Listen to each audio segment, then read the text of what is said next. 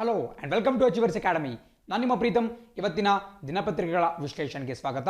ಇವತ್ತಿನ ಸಂಚಿಕೆಯನ್ನು ಪ್ರಾರಂಭ ಮಾಡೋಣ. ಮೊದಲನೇ ಸುದ್ದಿ ಹೇಳುತ್ತೆ, RBI will supervise cooperative banks. ನೆನ್ನೆ ಬಂದಿರತಕ್ಕಂತಹ ಒಂದು ಪ್ರಮುಖವಾದಂತಹ ಸುದ್ದಿ. ಯಾಕಪ್ಪ ಅಂತ ಹೇಳಿದ್ರೆ, ಇದು ಭಾರತೀಯ ಬ್ಯಾಂಕಿಂಗ್ ಕ್ಷೇತ್ರದಲ್ಲೇ ಒಂದು ಬಹುಮುಖ್ಯವಾದಂತಹ ಸುಧಾರಣಾ ಕ್ರಮ ಅಥವಾ ರಿಫಾರ್ಮ್ ಮೆಷರ್ ಅಂತಾನೆ ಕರಿಬಹುದು. ಸೊ ಸುದ್ದಿ ಏನಪ್ಪ ಅಂತ ಹೇಳಿದ್ರೆ, ನಿನ್ನೆ ನಮ್ಮ ಕೇಂದ್ರದ ಸಂಪುಟ ಏನಿದೆ, ಕ್ಯಾಬಿನೆಟ್ ಏನಿದೆ, ಅವರು ಒಂದು ತೀರ್ಮಾನವನ್ನು ಕೈಗೊಂಡಿದ್ದಾರೆ. ಅದೇನು ಅಂತ ಹೇಳಿದ್ರೆ, ಕೋಆಪರೇಟಿವ್ ಬ್ಯಾಂಕ್ಸ್ ಅಥವಾ ಸಹಕಾರಿ ಬ್ಯಾಂಕುಗಳನ್ನು ನಮ್ಮ ರಿಸರ್ವ್ ಬ್ಯಾಂಕ್ ಆಫ್ ಇಂಡಿಯಾದ ಅಡಿಯಲ್ಲಿ ತರಬೇಕು ಅಂತ ಹೇಳಿ ತೀರ್ಮಾನವನ್ನು ಕೈಗೊಳ್ಳಲಾಗಿದೆ. ಇದು ಬಹಳ ಪ್ರಮುಖವಾಗಿರ್ತಕ್ಕಂಥ ವಿಚಾರ. ಬಿಕಾಸ್ ಕಳೆದ ಕೆಲವು ವರ್ಷಗಳಿಂದ ಕೂಡ ಈ ಬ್ಯಾಂಕ್ಗಳ ಕುರಿತಾಗಿ ಸಾಕಷ್ಟು ಟೀಕೆ ಟಿಪ್ಪಣಿಗಳು ಕೇಳಿಬರ್ತಾ ಇದ್ವು. ಅದು ಕೋಆಪರೇಟಿವ್ ಅಥವಾ ಸಹಕಾರಿ ಬ್ಯಾಂಕ್ಗಳಾಗಿರಲಿ ಅಥವಾ ಬೇರೆ ಇನ್ನಿತರ ಬ್ಯಾಂಕ್ಗಳಾಗಿರಲಿ, ಅಲ್ಲಿ ನಡೀತಿರ್ತಕ್ಕಂತಹ ಕೆಲವು ಅವ್ಯವಹಾರಗಳು, ಹಣದ ದುರುಪಯೋಗ ಮತ್ತು ಬಹುಮುಖ್ಯವಾಗಿ NPA ಅಥವಾ ನಾನ್ ಪರ್ಫಾರ್ಮಿಂಗ್ ಅಸೆಟ್ಸ್ ಅಂತ ಕರೆಯಲಾಗುತ್ತೆ. ಸೊ ಅದನ್ನು ನಾವು ಕನ್ನಡದಲ್ಲಿ ಅನುತ್ಪಾದಕ ಸಾಲ ಅಥವಾ ಬ್ಯಾಡ್ ಲೋನ್ಸ್ ಅಂತ ಕೂಡ ಕರೆಯಲಾಗುತ್ತೆ. ದಯವಿಟ್ಟು ನೋಟ್ ಮಾಡ್ಕೊಳ್ಳಿ. ಪ್ರಸಕ್ತವಾಗಿ ಭಾರತೀಯ ಬ್ಯಾಂಕಿಂಗ್ ಕೇವಲ ಭಾರತ ಮಾತ್ರವಲ್ಲ, ಪ್ರಪಂಚಾದ್ಯಂತ ಬ್ಯಾಂಕುಗಳು ಅನುಭವಿಸ್ತಕ್ಕಂತಹ ದೊಡ್ಡ ತೊಂದರೆ ಅಂದರೆ ಈ ನಾನ್ ಪರ್ಫಾರ್ಮಿಂಗ್ ಅಸೆಟ್ಸ್. ಸೊ ನಾನ್ ಪರ್ಫಾರ್ಮಿಂಗ್ ಅಸೆಟ್ಸ್ ಅಂದ್ರೆ ಏನು? ಇದು ಎಕನಾಮಿಕ್ಸ್ ಅಲ್ಲಿ ಬಹಳ ಮುಖ್ಯವಾದಂತಹ ಒಂದು ಟರ್ಮ್, ಪರೀಕ್ಷೆಯಲ್ಲಿ ಕೇಳುವಂತಹ ಸಾಧ್ಯತೆ ಇರುತ್ತೆ. ಸೊ NPA ಅಂತ ಹೇಳಿದ್ರೆ, ಯಾವುದಾದ್ರೂ ಒಬ್ಬ ವ್ಯಕ್ತಿ ಅಥವಾ ಒಂದು ಸಂಸ್ಥೆ ಸಾಲವನ್ನು ಪಡೆದ ಮೇಲೆ ಸತತ 90 ದಿನಗಳ ಕಾಲ ಅವರು ಸಾಲದ ಕಂತನ್ನ ಅಥವಾ ಬಡ್ಡಿಯನ್ನ ಪಾವತಿ ಮಾಡಲಿಲ್ಲ ಅಂತ ಹೇಳಿದ್ರೆ ಅದನ್ನ ಅನುತ್ಪಾದಕ ಆಸ್ತಿ ಅಥವಾ ನಾನ್ ಪರ್ಫಾರ್ಮಿಂಗ್ ಅಸೆಟ್ ಅಂತ ವರ್ಗೀಕರಿಸಲಾಗುತ್ತೆ. ಬಹಳ ಪ್ರಮುಖವಾಗಿರುತ್ತೆ. ಫಾರ್ ಎಕ್ಸಾಂಪಲ್, ಮಾರ್ಚ್ 1ನೇ ತಾರೀಕು ಒಬ್ಬ ವ್ಯಕ್ತಿ ಸಾಲದ ಕಂತನ್ನೋ ಅಥವಾ ಬಡ್ಡಿಯ ಕಂತನ್ನೋ ಪಾವತಿ ಮಾಡಬೇಕಾಗಿತ್ತು. ಬಟ್ ಅವನು ಮಾರ್ಚ್, ಏಪ್ರಿಲ್, ಮೇ 3 ತಿಂಗಳು ಅದನ್ನ ಪೇ ಮಾಡಲಿಲ್ಲ ಅಂತ ಹೇಳಿದ್ರೆ, ಮಾರ್ಚ್, ಏಪ್ರಿಲ್, ಮೇ ಆಯಿತು, ಜೂನ್ 1ನೇ ತಾರೀಕಿನಿಂದ ಆತನಿಗೆ ನೀಡಿರತಕ್ಕಂತಹ ಸಾಲವನ್ನ ಆ ಬ್ಯಾಂಕ್ ಅನುತ್ಪಾದಕ ಆಸ್ತಿ, ನಾನ್ ಪರ್ಫಾರ್ಮಿಂಗ್ ಅಸೆಟ್ ಅಂತ ವರ್ಗೀಕರಣ ಮಾಡುತ್ತೆ. ಇದು ಮಾಮೂಲಿಯಾದಂತಹ ವಾಣಿಜ್ಯ ಸಾಲಗಳಿಗೆ. ಬಟ್ ಕೃಷಿ ಸಾಲಕ್ಕೆ ಬೆಳೆಗಳ ಅವಧಿಯನ್ನ ಲಿಂಕ್ ಮಾಡಲಾಗಿರುತ್ತೆ. ಫಾರ್ ಎಕ್ಸಾಂಪಲ್, ಭತ್ತದ ಬೆಳೆಯ ಅವಧಿ ಫಾರ್ ಎಕ್ಸಾಂಪಲ್ 4 ತಿಂಗಳಾಗಿತ್ತು ಅಂತ ಹೇಳಿದ್ರೆ, ಆ 4 ತಿಂಗಳುಗಳ ಕಾಲ ಅವನು ಆ ಬೆಳೆ ಬಂದು 4 ತಿಂಗಳುಗಳ ಕಾಲ ಕೂಡ ಪಾವತಿ ಮಾಡಿಲ್ಲ ಅಂದ್ರೆ ಅದನ್ನ NPA ಅಂತ ಕ್ಲಾಸಿಫೈ ಮಾಡಲಾಗುತ್ತೆ. ಬಟ್ ನೀವು ಜಸ್ಟ್ ನೆನ್ಪಿಟ್ಕೋಬೇಕು, ಪ್ರಸಕ್ತವಾಗಿ ಬ್ಯಾಂಕಿಂಗ್ ಕ್ಷೇತ್ರ ಅನುಭವಿಸ್ತಿರ್ತಕ್ಕಂತಹ ಬಹುದೊಡ್ಡ ತೊಂದರೆ ಈ NPA. ಅಂಡ್ ಅದೇ ರೀತಿ ಕೋಆಪರೇಟಿವ್ ಬ್ಯಾಂಕ್ಸ್ ಅಲ್ಲೂ ಕೂಡ ಸಾಕಷ್ಟು ಪ್ರಾಬ್ಲಮ್ಸ್ ಇದ್ವು. ಮೂಲತಃ ನಮ್ಮ ದೇಶದಲ್ಲಿ ಈ ಕೋಆಪರೇಟಿವ್ ಬ್ಯಾಂಕ್ಸ್ ಅಥವಾ ಸಹಕಾರಿ ಬ್ಯಾಂಕ್ಗಳನ್ನ ಜಾರಿಗೆ ತಂದಂತಹ ಕಾರಣವೇ ಬಹಳ ಡಿಫ್ರೆಂಟ್. ಅದನ್ನ ಜಾರಿಗೆ ತಂದಂತಹ ಕಾರಣ ಏನು, ಗ್ರಾಮೀಣ ಪ್ರದೇಶಗಳಲ್ಲಿ ಮತ್ತು ಬಡ ಜನರಿಗೆ ಈ ಮನಿ ಲೆಂಡರ್ಸ್ ಅಥವಾ ಏನು ಸಾಲವನ್ನ ಕೊಡ್ತಾರೆ, ಹೆಚ್ಚಿನ ಬಡ್ಡಿ ದರದಲ್ಲಿ ಸಾಲವನ್ನು ಕೊಟ್ಬಿಟ್ಟು ಅವರಿಗೆ ಟಾರ್ಚರ್ನ ಕೊಡ್ತಾರೆ. ಇಂತಹ ವ್ಯಕ್ತಿಗಳ ಒಂದು ಹಾವಳಿಯನ್ನು ತಡೆಗಟ್ಟುವಂತಹ ಉದ್ದೇಶದಿಂದ ನಮ್ಮ ಕೇಂದ್ರ ಸರ್ಕಾರ ಅಂದಿನ ಸಂದರ್ಭದಲ್ಲಿ ಈ ಕೋಆಪರೇಟಿವ್ ಬ್ಯಾಂಕ್ಸನ್ನು ಸ್ಥಾಪನೆ ಮಾಡುವಂತಹ ಒಂದು ನಿರ್ಧಾರವನ್ನು ಕೈಗೊಂಡಿತ್ತು. ಇದು ತಕ್ಕ ಮಟ್ಟಿಗೆ ಯಶಸ್ವಿ ಕೂಡ ಆಯಿತು. ಬಟ್ ಬರ್ತಾ ಬರ್ತಾ ಈ ಕೋಆಪರೇಟಿವ್ ಬ್ಯಾಂಕ್ಸ್ ಅಥವಾ ಸಹಕಾರಿ ಬ್ಯಾಂಕುಗಳಲ್ಲಿ ಹಿಡಿತವನ್ನ ರಾಜಕಾರಣಿಗಳು ಸಾಧಿಸಕ್ಕೆ ಪ್ರಯತ್ನ ಪಟ್ಟರು. ಇವತ್ತಿಗೂ ಕೂಡ ನಮ್ಮ ಕರ್ನಾಟಕ ಇರಬಹುದು ಅಥವಾ ಬೇರೆ ಯಾವುದೇ ರಾಜ್ಯ ಇರಬಹುದು, ನೀವು ಸಹಕಾರಿ ಬ್ಯಾಂಕುಗಳನ್ನು ನೋಡೋದಾದ್ರೆ ಬಹುತೇಕ ಸಹಕಾರಿ ಬ್ಯಾಂಕುಗಳ ಆಡಳಿತ ಮಂಡಳಿಯಲ್ಲಿ ರಾಜಕಾರಣಿಗಳೇ ಪ್ರಾಬಲ್ಯವನ್ನು ಹೊಂದಿದ್ದಾರೆ. ಇದಕ್ಕೆ ರೀಸೆಂಟ್ ಎಕ್ಸಾಂಪಲ್ ಅಂತ ಹೇಳಿದ್ರೆ, ಇತ್ತೀಚೆಗಷ್ಟೇ ಬಂದಂತಹ PMC ಬ್ಯಾಂಕ್ ಹಗರಣ. PMC ಅಂತ ಹೇಳಿದ್ರೆ ಪಂಜಾಬ್ ಮಹಾರಾಷ್ಟ್ರ ಕೋಆಪರೇಟಿವ್ ಬ್ಯಾಂಕ್. ಕಳೆದ ವರ್ಷ RBI ಅದರ ಮೇಲೆ ಒಂದು ಕಠಿಣವಾದಂತಹ ಕ್ರಮವನ್ನು ಕೈಗೊಳ್ತು. ಈಗ ಪ್ರೆಸೆಂಟ್ಲಿ ಕೂಡ ಅದು ಬಹಳ ಸುದ್ದಿಯಲ್ಲಿದೆ. ಸೊ PMC ಬ್ಯಾಂಕ್ ಹಗರಣ ಏನಾಯಿತು, ಅದೇ ರೀತಿ ಸಾಕಷ್ಟು ಈ ಸಹಕಾರಿ ಬ್ಯಾಂಕ್ಗಳಲ್ಲಿ ಹಗರಣಗಳು ಸ್ಟಾರ್ಟ್ ಆಯಿತು. ಇದೇ ರೀತಿ ಕರ್ನಾಟಕದಲ್ಲೂ ಕೂಡ ಮುಂದಿನ ಒಂದು ಸ್ಲೈಡ್ನಲ್ಲಿ ತೋರಿಸ್ತೀನಿ, ಶ್ರೀ ಗುರು ರಾಘವೇಂದ್ರ ಅನ್ನುವಂತಹ ಬೆಂಗಳೂರು ಮೂಲದ ಈ ಒಂದು ಕೋಆಪರೇಟಿವ್ ಬ್ಯಾಂಕ್ನಲ್ಲಿ ಕೂಡ ಹಗರಣ ಉಂಟಾಯಿತು. ಸೊ ಅದನ್ನು ತಡೆಗಟ್ಟುವಂತಹ ಉದ್ದೇಶದಿಂದ ನೇರವಾಗಿ RBI ಆಡಳಿತಕ್ಕೆ ಒಳಪಡಬೇಕು ಈ ಬ್ಯಾಂಕ್ಗಳು ಅಂತ ಹೇಳಿ ಕೇಂದ್ರದ ಸಂಪುಟ ಸಮಿತಿ ತೀರ್ಮಾನವನ್ನು ಮಾಡಿದೆ. ಇದು ಬಹಳ ಪ್ರಮುಖವಾಗಿರತಕ್ಕಂಥ ಒಂದು ವಿಚಾರ. ಬಿಕಾಸ್ ಇದು ಎಷ್ಟು ದೊಡ್ಡದಪ್ಪ ಅಂತ ಹೇಳಿದ್ರೆ, ನೀವು ನೋಡ್ತಾ ಇದ್ದೀರಾ, ದೇಶಾದ್ಯಂತ ಸುಮಾರು 1540 ಅರ್ಬನ್ ಕೋಆಪರೇಟಿವ್ ಬ್ಯಾಂಕ್ಸ್ ಇದ್ದಾವೆ. ಅಂಡ್ ಮತ್ತೊಂದು ಮಾತನ್ನು ಗಮನಿಸಬೇಕು, ಈ ಏನು ಹೊಸ ರೂಲ್ಸ್ ಬರ್ತಾ ಇದೆ, ಇದು ಕೇವಲ ನಗರ ಪ್ರದೇಶದ ಕೋಆಪರೇಟಿವ್ ಬ್ಯಾಂಕ್ಸ್ಗಳಿಗೆ ಮಾತ್ರ, ಅಂದರೆ ಅರ್ಬನ್ ಕೋಆಪರೇಟಿವ್ ಬ್ಯಾಂಕ್ಸ್ಗೆ ಮಾತ್ರ. ಇನ್ನು ಗ್ರಾಮೀಣ ಪ್ರದೇಶದಲ್ಲಿರಬಹುದು, ಮತ್ತೆ ನಿಮಗೆ DCC ಬ್ಯಾಂಕ್ಗಳು ಬರುತ್ತೆ, ಅಪೆಕ್ಸ್ ಬ್ಯಾಂಕ್ಗಳು ಬರುತ್ತೆ. ಅವುಗಳ ಸಂಪೂರ್ಣವಾದಂತಹ ಡೀಟೇಲ್ಸನ್ನು ನೆಕ್ಸ್ಟ್ ಸ್ಲೈಡ್ನಲ್ಲಿ ನಾನು ಕೊಡ್ತೀನಿ. ಅವಕ್ಕೆ ಈ ಒಂದು ನಿಯಮಾವಳಿ ಅನುಗುಣವಾಗುವುದಿಲ್ಲ. ಇದು ಕೇವಲ ನಗರ ಪ್ರದೇಶದ ಸಹಕಾರಿ ಬ್ಯಾಂಕ್ಗಳು ಅಥವಾ ಅರ್ಬನ್ ಕೋಆಪರೇಟಿವ್ ಬ್ಯಾಂಕ್ಸ್ ಮಾತ್ರ. ಸೊ ನಮ್ಮ ದೇಶದಲ್ಲಿ ಸುಮಾರು 1540 ಅರ್ಬನ್ ಕೋಆಪರೇಟಿವ್ ಬ್ಯಾಂಕ್ಸ್ ಇದ್ದಾವೆ. ಅವುಗಳಲ್ಲಿ ಒಟ್ಟು 8.5 ಕೋಟಿಗಿಂತಲೂ ಹೆಚ್ಚಿನ ಜನ ಹಣವನ್ನು ಠೇವಣಿ ಇಟ್ಟಿದ್ದಾರೆ, ಡೆಪಾಸಿಟ್ ಅನ್ನು ಮಾಡಿದ್ದಾರೆ. ಆ್ಯಂಡ್ ಅಷ್ಟೇ ಅಲ್ಲ, ಒಟ್ಟು 4,84,000 ಕೋಟಿ ರೂಪಾಯಿ, 4,84,000 crore rupees ಅಷ್ಟು ಒಂದು ಠೇವಣಿ ಈ ಬ್ಯಾಂಕುಗಳಲ್ಲಿದೆ. ಏನು 1,540 ಬ್ಯಾಂಕ್ಗಳಿದ್ದಾವೆ, ಆ ಬ್ಯಾಂಕುಗಳಲ್ಲಿ ಇಷ್ಟೊಂದು ದೊಡ್ಡ ಮೊತ್ತದ ಠೇವಣಿ ಇದೆ. ಸೊ ಹಾಗಾಗಿ ಇದನ್ನ ಒಂದು ಸ್ಟ್ರಿಕ್ಟ್ ಆದಂತಹ ಕಂಟ್ರೋಲ್ ಮಾಡುವುದು ಬಹಳ ನೆಸೆಸರಿ ಆಗುತ್ತೆ. ಸೊ ಹಾಗಾಗಿ ಇದನ್ನ RBIನ ಅಡಿಯಲ್ಲಿ ತರುವುದಕ್ಕೆ ಒಂದು ಯೋಜನೆಯನ್ನು ರೂಪಿಸಲಾಗಿದೆ. ಇದು ಬಹಳ ಪ್ರಮುಖ. ಆ್ಯಂಡ್ ಇನ್ನೂ ಒಂದು ಕ್ವಶನ್ ಕೇಳ್ಬೋದು ನೀವು, ಏನಪ್ಪಾ ಅಂತ ಹೇಳಿದ್ರೆ, ಇದುವರೆಗೂ ಕೂಡ ಈ ನಗರ ಸಹಕಾರಿ ಏನು ಬ್ಯಾಂಕ್ಗಳಿದ್ದಾವೆ ಅವುಗಳನ್ನು ಯಾರು ನಿಯಂತ್ರಣ ಮಾಡ್ತಾ ಇದ್ರು, ರೆಗ್ಯುಲೇಟ್ ಮಾಡ್ತಾ ಇದ್ರು ಅಂತ ಕೇಳಬಹುದು. ಒಂದು ಮತ್ತೆ ನೆನ್ಪಿಟ್ಕೋಬೇಕು, ನಿಮಗೆ ಇಲ್ಲಿ ಕಾಣಿಸ್ತಾ ಇದೆ, ಇದನ್ನ ಡ್ಯುಯಲ್ ರೆಗ್ಯುಲೇಷನ್ ಅಂತ ಕರಿತೀವಿ. ಅಂದ್ರೆ ಇಬ್ಬರು ಅದನ್ನ ನಿಯಂತ್ರಣ ಮಾಡ್ತಾ ಇದ್ರು. ಒಂದು ಇದೇ RBI, Reserve Bank of India, and ಮತ್ತೊಂದು ನಿಮಗೆ ಕೆಳಗಡೆ ಕಾಣಿಸ್ತಿರ್ತಕ್ಕಂತಹ Register of Cooperative Societies, RCS ಅಂತ ಕರಿತೀವಿ. ದಯವಿಟ್ಟು ನೋಟ್ ಮಾಡ್ಕೋಬೇಕಾಗುತ್ತೆ. ಇವತ್ತಿಗೂ ಕೂಡ ನೋಡಿ, ಅದಕ್ಕಿಂತ ಮುಂಚೆ ನಾನು ಈ ಕೋಆಪರೇಟಿವ್ ಬ್ಯಾಂಕ್ಸ್ನ ವರ್ಗೀಕರಣ ಬಗ್ಗೆ ಹೇಳ್ಬಿಡ್ತೀನಿ. ಕೋಆಪರೇಟಿವ್ ಬ್ಯಾಂಕ್ಸ್ ಅಥವಾ ಸಹಕಾರಿ ಬ್ಯಾಂಕ್ಗಳನ್ನು 3 ರೀತಿಯಾಗಿ ವರ್ಗೀಕರಣ ಮಾಡಬಹುದು. ಒಂದು ಪ್ರೈಮರಿ ಕ್ರೆಡಿಟ್ ಸೊಸೈಟೀಸ್, ಒಂದು ಪ್ರಾಥಮಿಕ ಸಂಸ್ಥೆಗಳು, ಸಾಲ ಸಂಸ್ಥೆಗಳು ಅಂತ ಕ್ಲಾಸಿಫೈ ಮಾಡಬಹುದು. ಅದೇ ರೀತಿ DCC ಬ್ಯಾಂಕ್ಸ್ ಅಂತ ಕ್ಲಾಸಿಫೈ ಮಾಡಬಹುದು, ಅಥವಾ ಡಿಸ್ಟ್ರಿಕ್ಟ್ ಸೆಂಟ್ರಲ್ ಕೋಆಪರೇಟಿವ್ ಬ್ಯಾಂಕ್, ಜಿಲ್ಲಾ ಕೇಂದ್ರದಲ್ಲಿ ಏನು ಬ್ಯಾಂಕ್ಗಳು ಕಂಡುಬರುತ್ತೆ. ನೀವು ಕೂಡ ನೋಡಿರ್ತೀರಾ, ಪ್ರತಿಯೊಂದು ಜಿಲ್ಲೆಯಲ್ಲೂ ಕೂಡ ಕರ್ನಾಟಕದಲ್ಲಿ ಈ DCC ಬ್ಯಾಂಕ್ ಅಸ್ತಿತ್ವದಲ್ಲಿದೆ. ಬಹಳ ಒಂದು ಪ್ರಭಾವಿಯಾದಂತಹ ಒಂದು ಸಂಘ ಅದು. ಅಂಡ್ ಅದೇ ರೀತಿ ರಾಜ್ಯ ಮಟ್ಟದಲ್ಲಿ, ಸ್ಟೇಟ್ ಲೆವೆಲ್ ನಿಮಗೆ ಅಪೆಕ್ಸ್ ಬ್ಯಾಂಕ್ಗಳು ಕಂಡುಬರುತ್ತೆ. Apex bank, DCC bank and primary credit societies, ಈ 3 ರೀತಿಯಾಗಿ ಕ್ಲಾಸಿಫಿಕೇಶನ್ ಮಾಡಲಾಗಿರುತ್ತೆ. ಅಂಡ್ ಈ DCC ಬ್ಯಾಂಕ್ಗಳು ಮತ್ತು ಅಪೆಕ್ಸ್ ಬ್ಯಾಂಕ್ಗಳನ್ನು ನಬಾರ್ಡ್ ನೋಡ್ಕೊಳ್ಳುತ್ತೆ. ನಬಾರ್ಡ್ ಇರಬಹುದು, ಮತ್ತು ನಬಾರ್ಡ್ ಅಂದ್ರೆ ಅದು RBIನ ಅಡಿಯಲ್ಲೇ ಸ್ಥಾಪಿಸಲ್ಪಟ್ಟಂತಹ ಒಂದು ಸಂಸ್ಥೆ, ಅವರು ಇದರ ಮೇಲುಸ್ತುವಾರಿನ ವಹಿಸಿರ್ತಾರೆ. ಬಟ್ ಈ ಪ್ರೈಮರಿ ಕ್ರೆಡಿಟ್ ಸೊಸೈಟಿಗಳಲ್ಲಿ ನಿಮಗೆ ಅರ್ಬನ್ ಮತ್ತು ರೂರಲ್ 2 ಟೈಪ್ ಬರುತ್ತೆ, ಗ್ರಾಮೀಣ ಪ್ರದೇಶದಲ್ಲಿ ಮತ್ತೆ ನಗರ ಪ್ರದೇಶದಲ್ಲಿ. ಇಲ್ಲಿ ಸ್ಪೆಸಿಫಿಕಲಿ ಗ್ರಾಮೀಣ ಪ್ರದೇಶದಲ್ಲಿ ಬರುವುದನ್ನು ಹೊರತುಪಡಿಸ್ಬಿಟ್ಟು ಈ ಅರ್ಬನ್ ಏನಿದೆ ಅಂದರೆ ನಗರ ಪ್ರದೇಶದಲ್ಲಿ ಬರುವಂತಹ ಸಹಕಾರಿ ಬ್ಯಾಂಕ್ಗಳನ್ನು ಮಾತ್ರ ಈ ಒಂದು ಹೊಸ ಕಾನೂನಿನ ಸುಪರ್ದಿಗೆ ತೆಗೆದುಕೊಳ್ಳಲಾಗ್ತಾ ಇದೆ. ಸೊ ಅದನ್ನು ಇದುವರೆಗೂ ಕೂಡ RBI ಮತ್ತು ರಿಜಿಸ್ಟರ್ ಆಫ್ ಕೋಆಪರೇಟಿವ್ ಸೊಸೈಟೀಸ್ ನೋಡ್ಕೊಳ್ತಾ ಇದ್ವು. ಬಟ್ ಈಗ ಈ RCS ಅನ್ನ ಹೊಡೆದಾಕ್ಬಿಟ್ಟು ಕೇವಲ RBI ಅದರ ಸಂಪೂರ್ಣ ನಿಯಂತ್ರಣವನ್ನ ಕೈಗೆ ತೆಗೆದುಕೊಳ್ಳುತ್ತೆ. ಯಾಕಪ್ಪ ಅಂತ ಹೇಳಿದ್ರೆ ನೋಡಿ, ನಿಮಗೆ ರಿಜಿಸ್ಟರ್ ಆಫ್ ಕೋಆಪರೇಟಿವ್ ಸೊಸೈಟೀಸ್ ಕಾಣಿಸ್ತಾ ಇದೆ. ಇದು ಸಂಪೂರ್ಣವಾಗಿ ರಾಜ್ಯ ಸರ್ಕಾರದ ಅಡಿಯಲ್ಲಿ ಬರುತ್ತೆ, under the state government. But ರಾಜ್ಯ ಸರ್ಕಾರವನ್ನು ಯಾರು ಕಂಟ್ರೋಲ್ ಮಾಡ್ತಾರೆ? ರಾಜಕಾರಣಿಗಳೇ ಕಂಟ್ರೋಲ್ ಮಾಡ್ತಾರೆ. ಸೊ ಹಾಗಾಗಿ ಈ RCSನ ಮೇಲೆ ಪ್ರಭಾವವನ್ನು ಬಳಸ್ಬಿಟ್ಟು, ಪ್ರೆಷರ್ನ ಹಾಕ್ಬಿಟ್ಟು ಈ ಒಂದು ದುರುಪಯೋಗವನ್ನು ಪಡಿಸ್ಕೊಳ್ತಾ ಇದ್ರು ಮತ್ತು ತಮ್ಮ ಒಂದು ಸಂಸ್ಥೆಗಳಲ್ಲಿ ಸಾಕಷ್ಟು ಹಣದ ಅವ್ಯವಹಾರಗಳನ್ನು ಮಾಡ್ತಾ ಇದ್ರು ರಾಜಕಾರಣಿಗಳು. ಸೊ ಅದನ್ನು ತೊಡೆದಾಕಬೇಕು ಅಂತೇಳಿ RBIನ ಆಳ್ವಿಕೆಗೆ ತರುತ್ತೆ. ಸೊ RBI ಅಂಡರ್ ಕಂಟ್ರೋಲಲ್ಲಿ ಬಂತು ಅಂತ ಹೇಳಿದ್ರೆ ಖಂಡಿತ ಇವ್ರು ಯಾರೂ ಕೂಡ ಬಾಲ ಬಿಚ್ಚುವಂತಿಲ್ಲ. ಬಿಕಾಸ್ RBI ಬಹಳ ಪಕ್ಷಪಾತವಾಗಿ ಕೆಲಸವನ್ನು ಮಾಡುತ್ತೆ. ಈ RCS ತರ ಅದು ರಾಜ್ಯ ಸರ್ಕಾರದ ಅಡಿಯಲ್ಲಿ ಕೆಲಸವನ್ನು ಮಾಡಲ್ಲ. ಸೊ ಇದರ ಸಂಪೂರ್ಣ ಡೀಟೇಲ್ಸ್ ನಿಮಗೆ ಗೊತ್ತಿರಬೇಕಾಗುತ್ತೆ. ಅದೇ ರೀತಿ PMC ಬ್ಯಾಂಕ್ನ ಹಗರಣದ ಕುರಿತಾಗಿ ಕೂಡ ಕೆಳಗಡೆ ಮೆನ್ಷನ್ ಮಾಡಿದ್ದಾರೆ. ಇಷ್ಟು ಡೀಟೇಲ್ಸ್ ನೋಟ್ ಮಾಡ್ಕೊಳ್ತಾ ನೆಕ್ಸ್ಟ್ ಸ್ಲೈಡ್ಗೆ ಹೋಗೋಣ. ಇಲ್ಲೂ ಕೂಡ ಇವತ್ತಿನ ವಿಜಯ ಕರ್ನಾಟಕ ದಿನಪತ್ರಿಕೆಯಲ್ಲಿ ಬಂದಿರುವಂತಹ ಸುದ್ದಿ, ಸಹಕಾರ ಬ್ಯಾಂಕ್ಗಳು RBI ಉಸ್ತುವಾರಿಗೆ. ಸೊ ಇದರ ಬಗ್ಗೆ ಸಂಪೂರ್ಣ ಡೀಟೇಲ್ಸ್ ನಾನು ತಿಳಿಸಿದ್ದೇನೆ ನಿಮಗೆ. ಬಟ್ ನಿಮಗೆ ಮತ್ತೊಂದು ಗೊತ್ತಾಗಬೇಕಾಗಿರ್ತಕ್ಕಂತಹದ್ದು, ಇಲ್ಲಿ ನೋಡ್ತಾ ಇದ್ದೀರಾ, ಗ್ರಾಮೀಣ ಸಹಕಾರ ಬ್ಯಾಂಕ್ಗಳು ಈ ವ್ಯಾಪ್ತಿಗೆ ಬರುವುದಿಲ್ಲ. Very important point. ಕೇವಲ ನಗರ ಸಹಕಾರ ಬ್ಯಾಂಕ್ಗಳು ಅಥವಾ ಅರ್ಬನ್ ಕೋಆಪರೇಟಿವ್ ಬ್ಯಾಂಕ್ಸ್ ಮಾತ್ರ. ಅಂಡ್ ನಾನು ಆಗಲೇ ಹೇಳ್ದಂಗೆ DCC ಬ್ಯಾಂಕ್ಗಳು ಮತ್ತು ಅಪೆಕ್ಸ್ ಬ್ಯಾಂಕ್ಗಳು ನಬಾರ್ಡ್ನ ಅಡಿಯಲ್ಲಿ ಕಾರ್ಯವನ್ನು ನಿರ್ವಹಣೆ ಮಾಡ್ತವೆ. ನಬಾರ್ಡ್ ಕೂಡ RBIನ ಒಂದು ಕೆಳಗಡೆ ನಿರ್ಮಾಣ ಮಾಡತಕ್ಕಂಥ ಸಂಸ್ಥೆ ಆಗಿದೆ. ಅಂಡ್ ಈಗ ನೀವು ಕೇಳಬಹುದು, ಇದರಿಂದ ಡಿಫ್ರೆನ್ಸ್ ಏನು?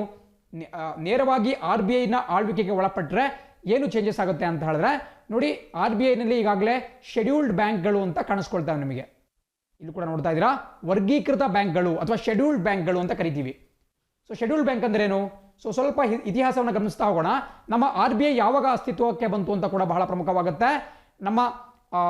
ನಮ್ಮ ದೇಶಕ್ಕೆ ಸ್ವಾತಂತ್ರ್ಯ ಬರುವುದಕ್ಕೆ ಮುಂಚೆ ಅಂದ್ರೆ 1934ರಲ್ಲೇ RBI ಆಕ್ಟ್ ಅನ್ನ ಕೇಂದ್ರದಲ್ಲಿ ಪಾಸ್ ಮಾಡಲಾಗಿರುತ್ತೆ. ಈ ಒಂದು ಕಾಯ್ದೆಯನ್ನು ಪಾಸ್ ಮಾಡಲಾಗಿರುತ್ತೆ. ಸೊ ಈ 1934ನೇ ಇಸ್ವಿಯ ರಿಸರ್ವ್ ಬ್ಯಾಂಕ್ ಆಫ್ ಇಂಡಿಯಾ ಕಾಯ್ದೆಯ ಅಡಿಯಲ್ಲಿ 1935ನಲ್ಲಿ ನಮ್ಮ ದೇಶದಲ್ಲಿ RBI ಅಸ್ತಿತ್ವಕ್ಕೆ ಬರುತ್ತೆ. ಆ ಸಮಯದಲ್ಲಿ ಅದೊಂದು ಖಾಸಗಿ ಬ್ಯಾಂಕ್ ಆಗಿರುತ್ತೆ. ಬಟ್ ಬೇರೆ ಬ್ಯಾಂಕ್ಗಳ ಒಂದು ನಿಯಂತ್ರಣವನ್ನು ಕೂಡ ಮಾಡ್ತಾ ಇರುತ್ತೆ. ಬಟ್ ಸ್ವತಂತ್ರ ಸಿಕ್ಕ ಮೇಲೆ 1949ನಲ್ಲಿ ಈ RBIನನ್ನ ರಾಷ್ಟ್ರೀಕೃತಗೊಳಿಸಲಾಗುತ್ತೆ.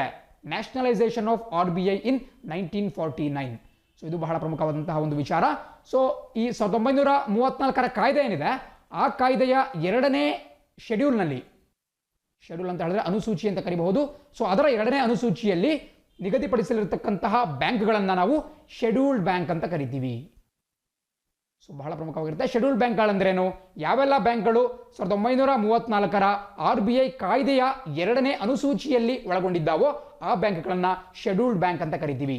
ಸೊ ಇದು ಬಹಳ ಪ್ರಮುಖವಾಗಿರತಕ್ಕಂಥ ಒಂದು ವಿಚಾರ. ಶೆಡ್ಯೂಲ್ಡ್ ಬ್ಯಾಂಕ್ಗಳು RBIನಿಂದ ಬ್ಯಾಂಕ್ ರೇಟ್ನಲ್ಲಿ ಸಾಲವನ್ನು ಪಡಿಬಹುದಾಗಿದೆ. ಸೊ ಈ ರೀತಿ ಕೆಲವೊಂದು ಬೆನಿಫಿಟ್ಸ್ಗಳು ಅವರಿಗೆ ಬರ್ತಾ ಹೋಗುತ್ತೆ.